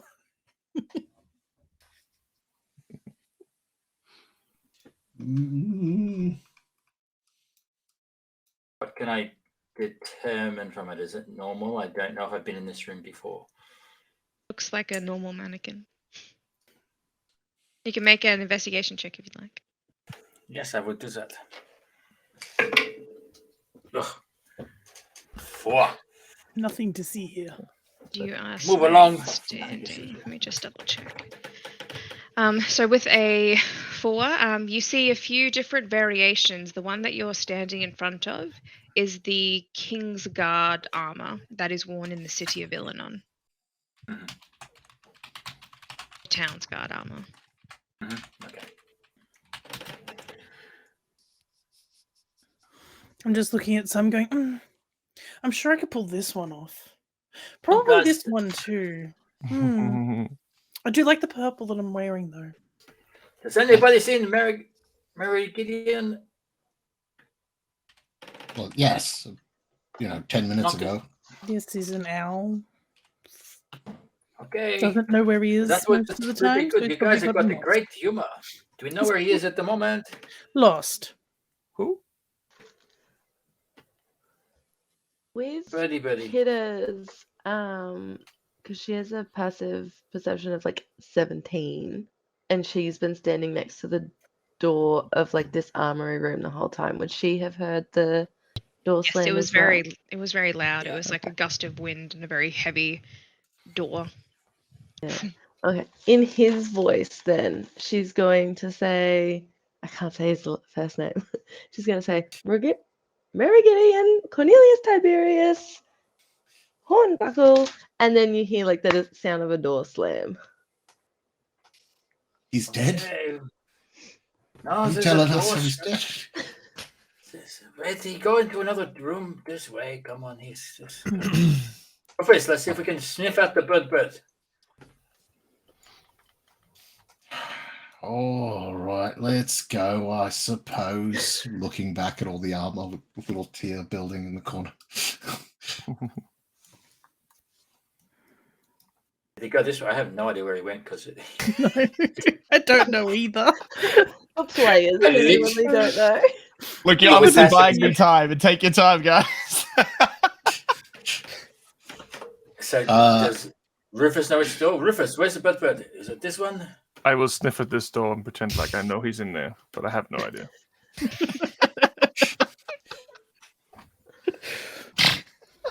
I'll become like an arrow Oh, the door. looking at the door. Found how. I'd be I'll try very to open that door surprised. down the bottom then. So Where as you Rufus go is. to put the key in, Yeah. you can't put the key in physically. And this does an unusual door. It doesn't let the key come in. Knock on the door. Mary, you Mary hear knocking on the Gideon! door. Oh shit, I was right. Gideon, you in there? Ah! Friends! I've been trapped by a giant cat! Ah! What? Cat. You're making no sense. What's always thirsty but never drinks? That'll be a fish. Oh, wait. Actually. I walk back over to the cat. A fish! Congratulations, brave adventurer. Your answer is true, and your mind has proven sharp. One more riddle awaits you before you may leave out my chambers. Very quickly, before Almighty Sphinx, I have a companion. He's much better suited All to this around line of... you, but never seen. I have no throat, yet I wail and scream. I can be captured, but never held. What am I? Sand. Alas, your answer falls short of the mark. The path to freedom remains veiled. Mysteries persist. Return to It's your wind! thoughts and search for the truth. Congratulations, brave adventurer. Your answer is true. Your mind has proven sharp. You have passed this trial and earned the right to continue. But beware. And then, as she's speaking, you see her face shifting. Greater challenges lie ahead. Proceed now. May wisdom guide your path. I run back to the door and fling that thing open. Oh. Oh, wait. Right? Oh, hello! He's just like this frazzled owl. His pupils are massive. Why did you I lock think- the door? I did not lock the door. There's a giant cat and riddles and fish and wind! I think he's lost his mind more than he already had. It's all coming together. See Is it now. this a room? Oh, you two need to stop talking to each other. No. Is this a room that like museum patrons can access? I love that. It's like a video game from Fantasy World. So you go in and you play a riddle run. Escape room. I I had to answer 3 riddles. Cal, you were right, by the way. It's fish. What The is air in that? this room feels hot and arid, matching the ambience of a desert oasis. The sand beneath your feet crunches softly with each step, reminding you of the unforgiving nature of the desert. You can almost imagine the dry wind whispering ancient secrets as it rustles through the room. Can I just make a general perception check of the room and trying memory to see if there's another door, or do we need to go through it, or is it the weird or anything like that at all? Sure, make a perception check. Ooh, with advantage. Ooh, 16. So, within the room, there are doors that lead outwards. You also know that thriving among the arid conditions is a collection of vast desert vegetation. Hardy cacti stand tall, their spines glistening. In one corner of the room, there is a scale model of a temple. You know that this room is a tribute to the desert plains. Okay. Can we see the cat? If you can see it on the No. screen, Nope. you have to move in. I can't see anything either. I cast light on the cat. I attack the cat. Gideon, is Then if Is it's a cantrip, right, would it drop off of Rufus? I would. Oh no, yeah, Rufus, you're full of light. Come on, Rufus. Come in.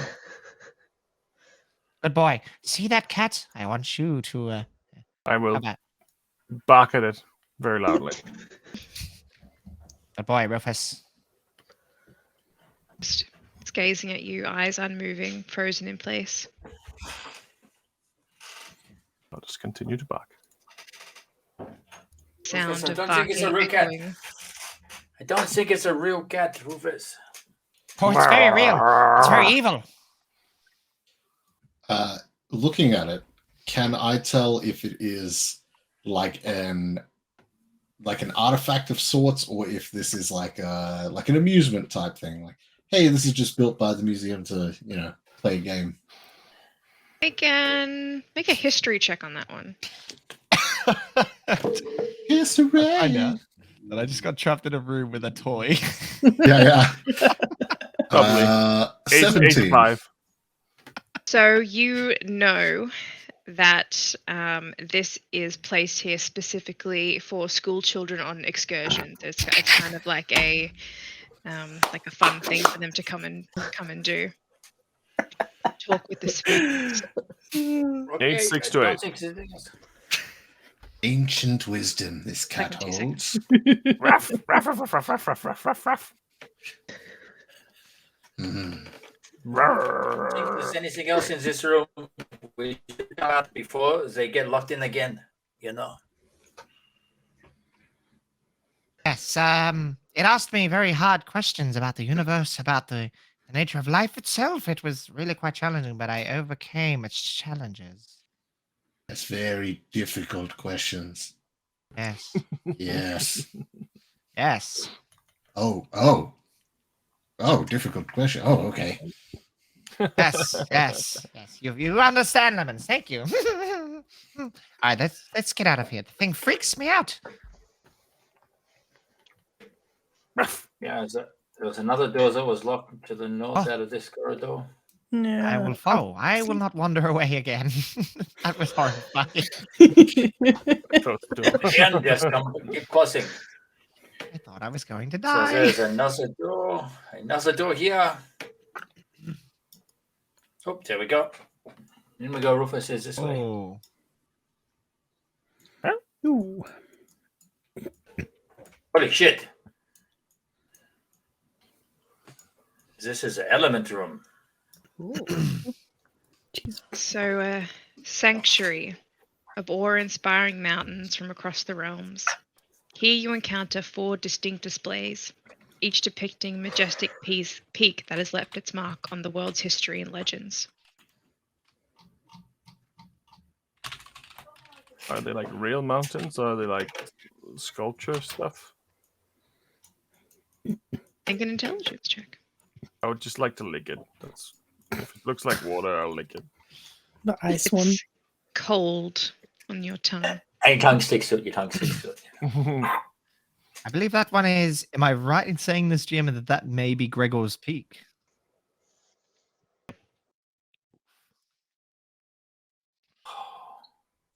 Gregor's Peak. I once took a lady friend there on an adventure. I thought we weren't Yes, allowed you to had bring questions. guests. Just you had questions. Of a sort. I'm sure it was an adventure for her.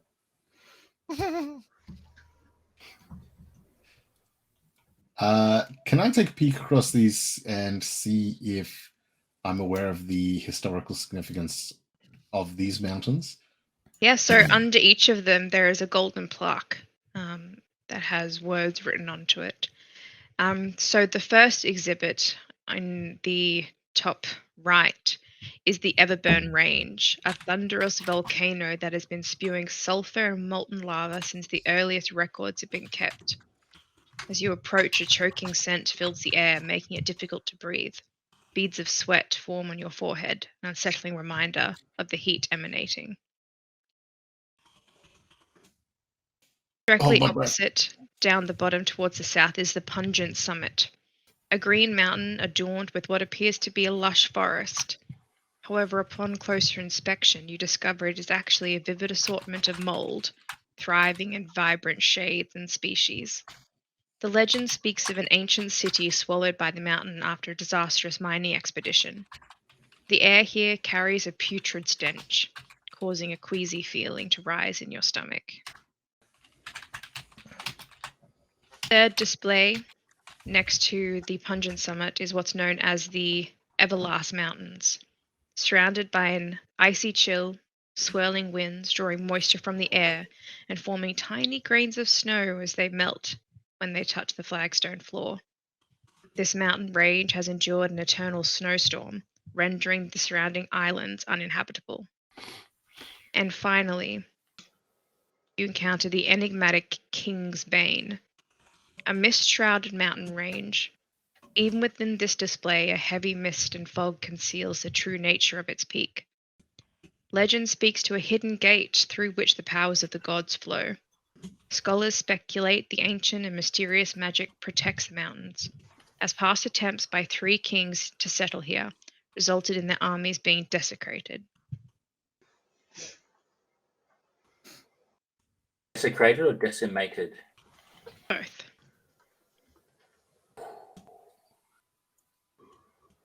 Okay. Is there anything else in the room? I've never seen a room like this. I can't see anything else in the room. Not really much to see, really, I think. Although, very good if you're into geography. Good for pitter-patter. Good to put in your journal of sorts if you'd perchance want to record information. It looks like it's all good in here. Coming out, or I lock the door. Yeah, coming. Just gonna take one more peek at the storm one. I missed the name of that one as well. The Everlast or the King's Everlast, Bane? that's it. No, Everlast. With my history, my origin being a genasi of the wind, is there any additional information that I'm familiar with about this? Like, is it something that would have been told of tales through my lineage or something like that? So the Everlast Islands have been named after the icy storm that envelops the entire the island that the mountain rests on, and then the surrounding islands are uninhabitable because it is so cold and nothing can grow. The water around it is ice. So you can sail up to a point, and then from there it is just flat ice until you get to the islands. And there's also been no recorded history of animal sightings, even in the water surrounding it, because it is too frigid.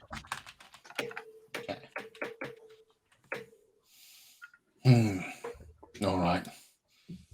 Start heading out. I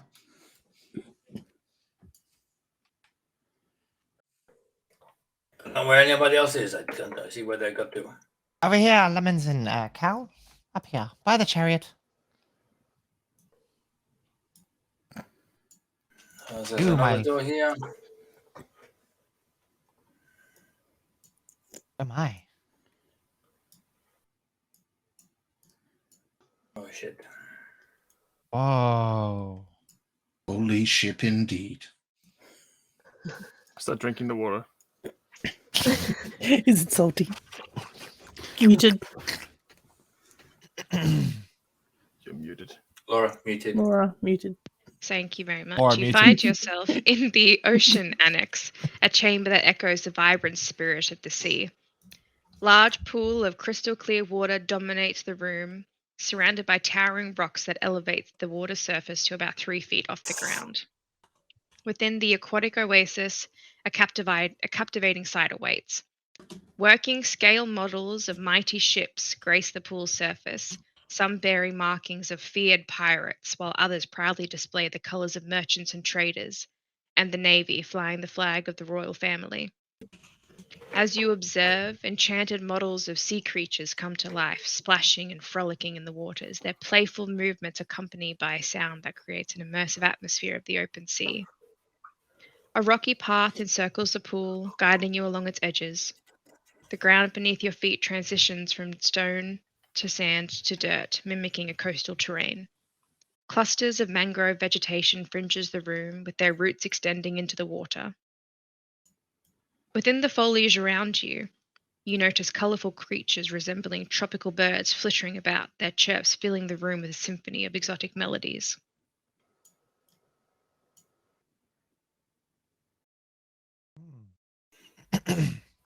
Is that a parrot? Right. Sitting in a tree. I will run at it, trying to attack it and bite at it, and I hopefully knock her in the water.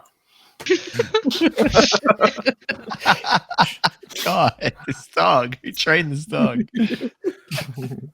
You've been selected for your keen senses and fine training. I got no qualities that a dog should have at all. Oh God. I will make an attack roll with disadvantage then if you're if you're trying to knock her in. Oh, that's a 19. What is that? What is my unarmed attack?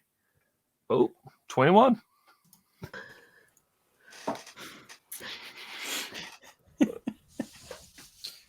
So you get knocked backwards. Make a strength saving throw to see if you go over as Rufus bumps into you and knocks you against the stone.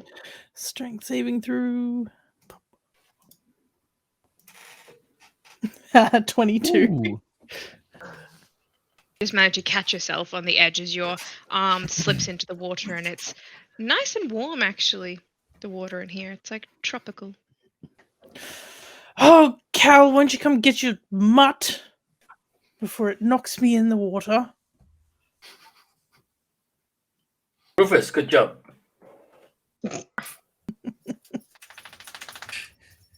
Had no food. There's some snacks Just here. heard that dog shaking noise. Yeah, I was gonna say. Yeah. It's my dog.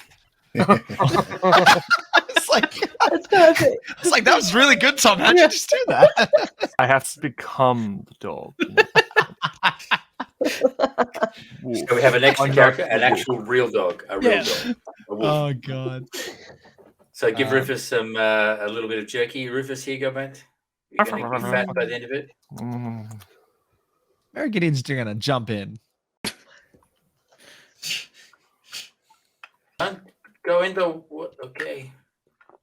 How tall are Just you? remember. 4 feet.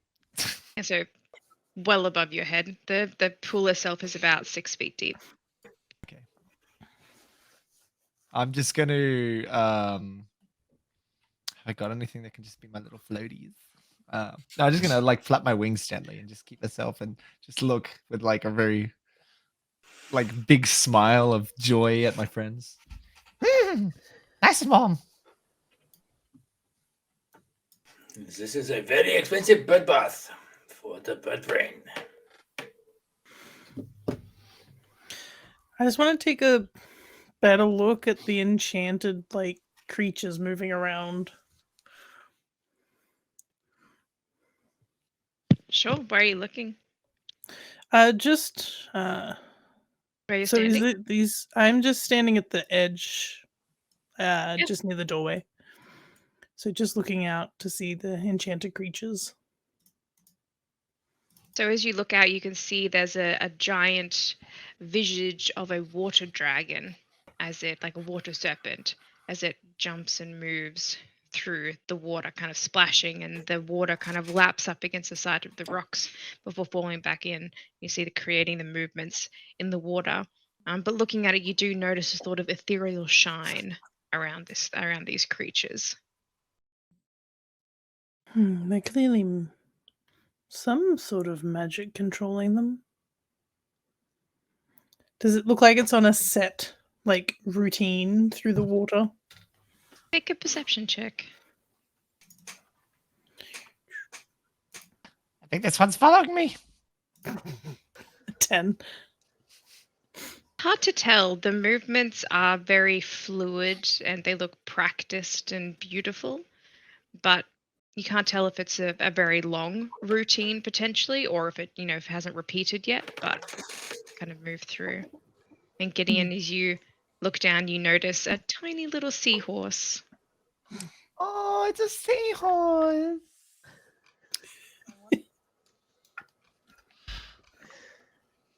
Can I grab it? Yeah, if you want to. Make a dexterity check for me. Oh, yes. I want a seahorse. How does one do this? Oh, yes. 13. So you reach down and your feathers encase this tiny little seahorse. You're going to be my new friend, but I'm not going to take you from the water. That would be unwise.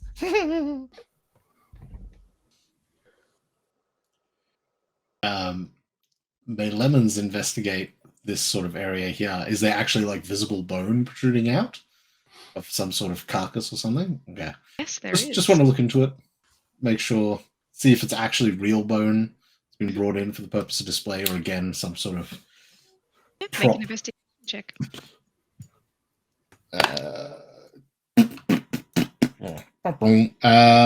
Actually, 15. The way that these bones look, there are splinters in some of them. They're discolored. Makes you think that they're real. Do they look like it belongs to something big, important, scary creature that, like, oh, we got the bones of, a Leviathan or some. With its size, it looks to be around that of a dolphin. All right. I'm going to try sneakily pop a bone out. And just look over towards Rufus and just raise my eyebrows.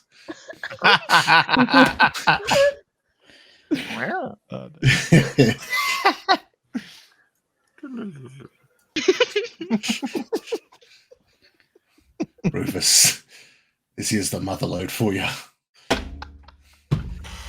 I think this is a dog's dream, right? Grab the spine and start running. I pulled off the tiniest bit of flipper, and it's like secretly just. So as Rufus begins running, you can just hear the clank of bones hitting the ground and knocking off against the stone. And then, Cal, you come to the realization that you've only got about half an hour left of the night. Guys, we got to finish up. Like, Rufus, there's more bones. That's fish bones. They're small. They get stuck in your throat. You should probably put it down. They're very small. They break. Rufus. Put it down, Rufus. Put it down, Rufus. Got a big meat bone outside in the lunch room. A big meat bone. Meat and bone, not just bone. Bury it. You should bury it. That'd be a good idea. How deep was the water? 6 feet. 5 feet. Yeah, Okay. about 5-6 feet. I It's will- 3 feet off the surface, but then it's like another 2 to 3 feet underneath. It curves in towards the middle. I will dig into the ground. And just leave it there. And we will head on the way out. I think is it south? No, that's locked. I believe there was another room, one last room, at least on the far end of this way. Cal. Yes, there is another door that way. Yes. But that way, Rufus. When you finish digging, come this way. Come, boy. Mighty Keymaster, mighty leader. You must open the last door. At last, go through the doorway. Holy shit! What's out here? So stepping through the doorway, you're immediately engulfed in the essence of the forest. The air is thick with the earthy scent of decaying leaves, filling your nostrils with the nostalgic fragrance of nature's cycle. Beneath your feet, the ground is soft dirt, scattered with an array of leaves, branches, and small burrows that hint at the presence of unseen tiny creatures. Each step releases a gentle crunch as you disturb the natural debris underfoot. The walls of the room are adorned with a remarkable, illusionary paint that brings the forest itself to life. Lush trees with trunks that stretch from floor to ceiling seem to emerge from the painted surface, their branches intertwining above to form a breathtaking canopy of verdant leaves. As your eyes wander upward, you notice the ceiling is adorned with a mottled lighting effect. It casts a warm, dappled glow, reminiscent of an evening sun shining through a dense canopy. Roaming lazily across the dirt floor, a herd of miniature sheep. Their coats imbued with a soft magical glow, grazing peacefully.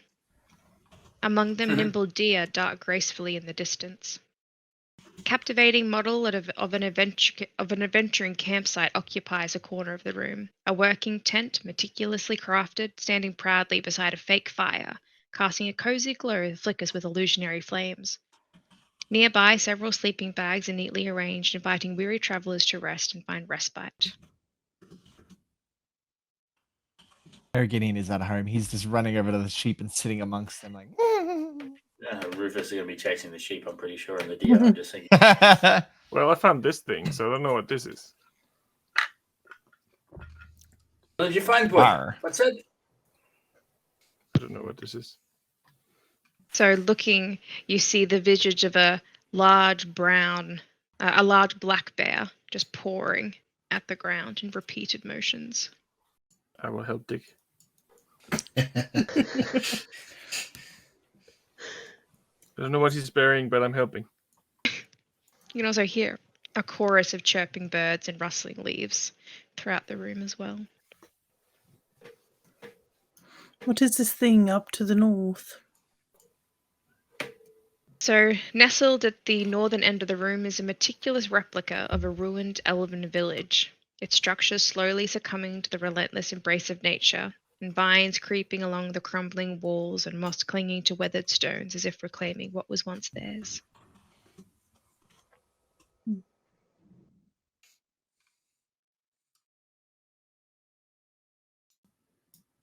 Hey guys, we need to pack up. We need to go. I don't get paid overtime for this. Yeah. Where are we heading next? There is one last door, Cal, if your curiosity. Gideon, is that the way out? Where are you? Down the bottom? Oh, wait, it may contain something. I'm just sitting with my sheep, though. I have really enjoyed this room. Have you named all the sheep yet? Well, this one is going to be Frankie, and I thought this one could be Lemons, and this other one could be Pitter Patter, and Valentina. Let's go, Oh, sorry, this way. Yes, coming. And I come back to the doorway. I'm in the stairs. Is that right? Yes. Stairs. Try not to think about the stairs, Lemons. I'm just saying, last time we came up and down and were near some stairs, some shit happened. Yeah. Lemons, you're starting to freak me out. I'm not sure Good. what that had to do with the stairs, though. No, it happened to do with the gods. I think it was the statue of the gods that upset Peter before. That's what I think happening. So we go down the stairs and then go check out our costumes. Take off our uniforms and badges. Out of curiosity, and then we leave. do the stairs also go up? Yes, they do. I look at Cal. Don't get paid overtime.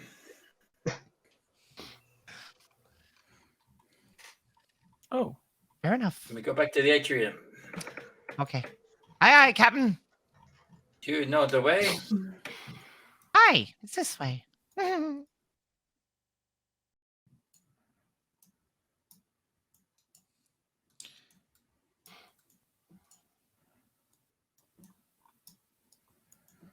Keeping an eye out along the way, if I may.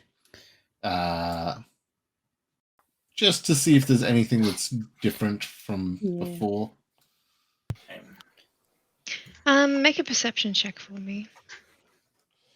Those pamphlets on the ground. Oh my gosh, that ran across my taiki book. Ran away. the type of novel? That would be perception. 12.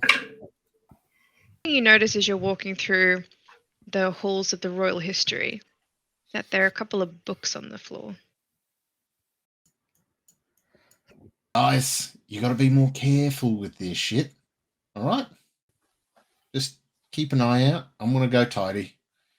I'll head back over and just go pick up the books. I'll bring them back. And can I see if there's anything different in the atrium from Perception last check. time?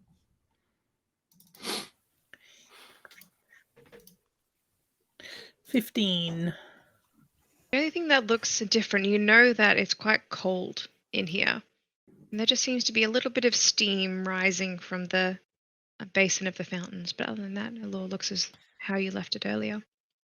On that fountain, Mary Gideon would like to also just check if there was anything different about that as well. Make an investigation check if you're looking specifically at the fountain.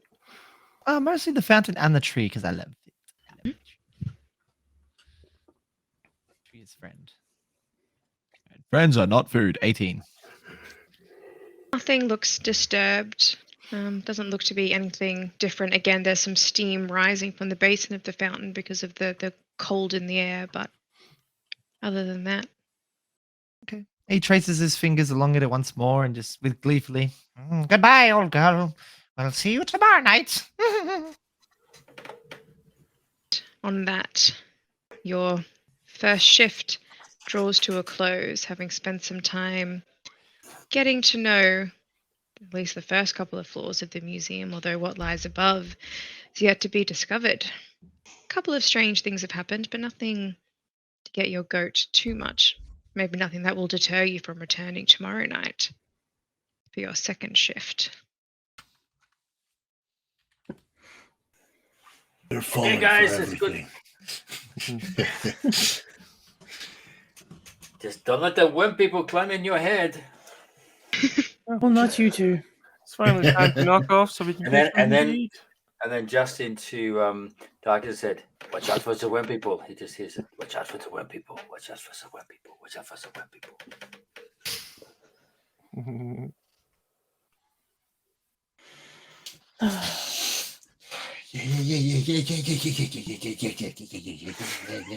oh god, you're broken. Thank you very much, everyone, for playing for tonight. Hopefully no one was too put off by any of the occurrences. You got to come back for your next shift. Yeah. Yes. I'm going to leave a present at home because I ate a copper coin. It's an investment. Well, thank you everyone for coming along and playing. As we know, this is a mini campaign, so it will be a couple of sessions. But thank you everyone as well for watching us tonight. We are going to roll out for raid. Monsters and Raidham! Monsters and Raidham. Monsters and in chat Raidham. for the lucky person that we're raiding, who will be in chat right now. Now.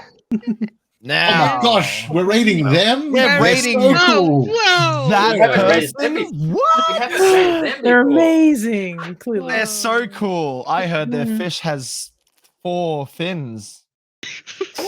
No, that's just a koi. Oh, right. Yeah. Decoy pin. All right. Let's roll out.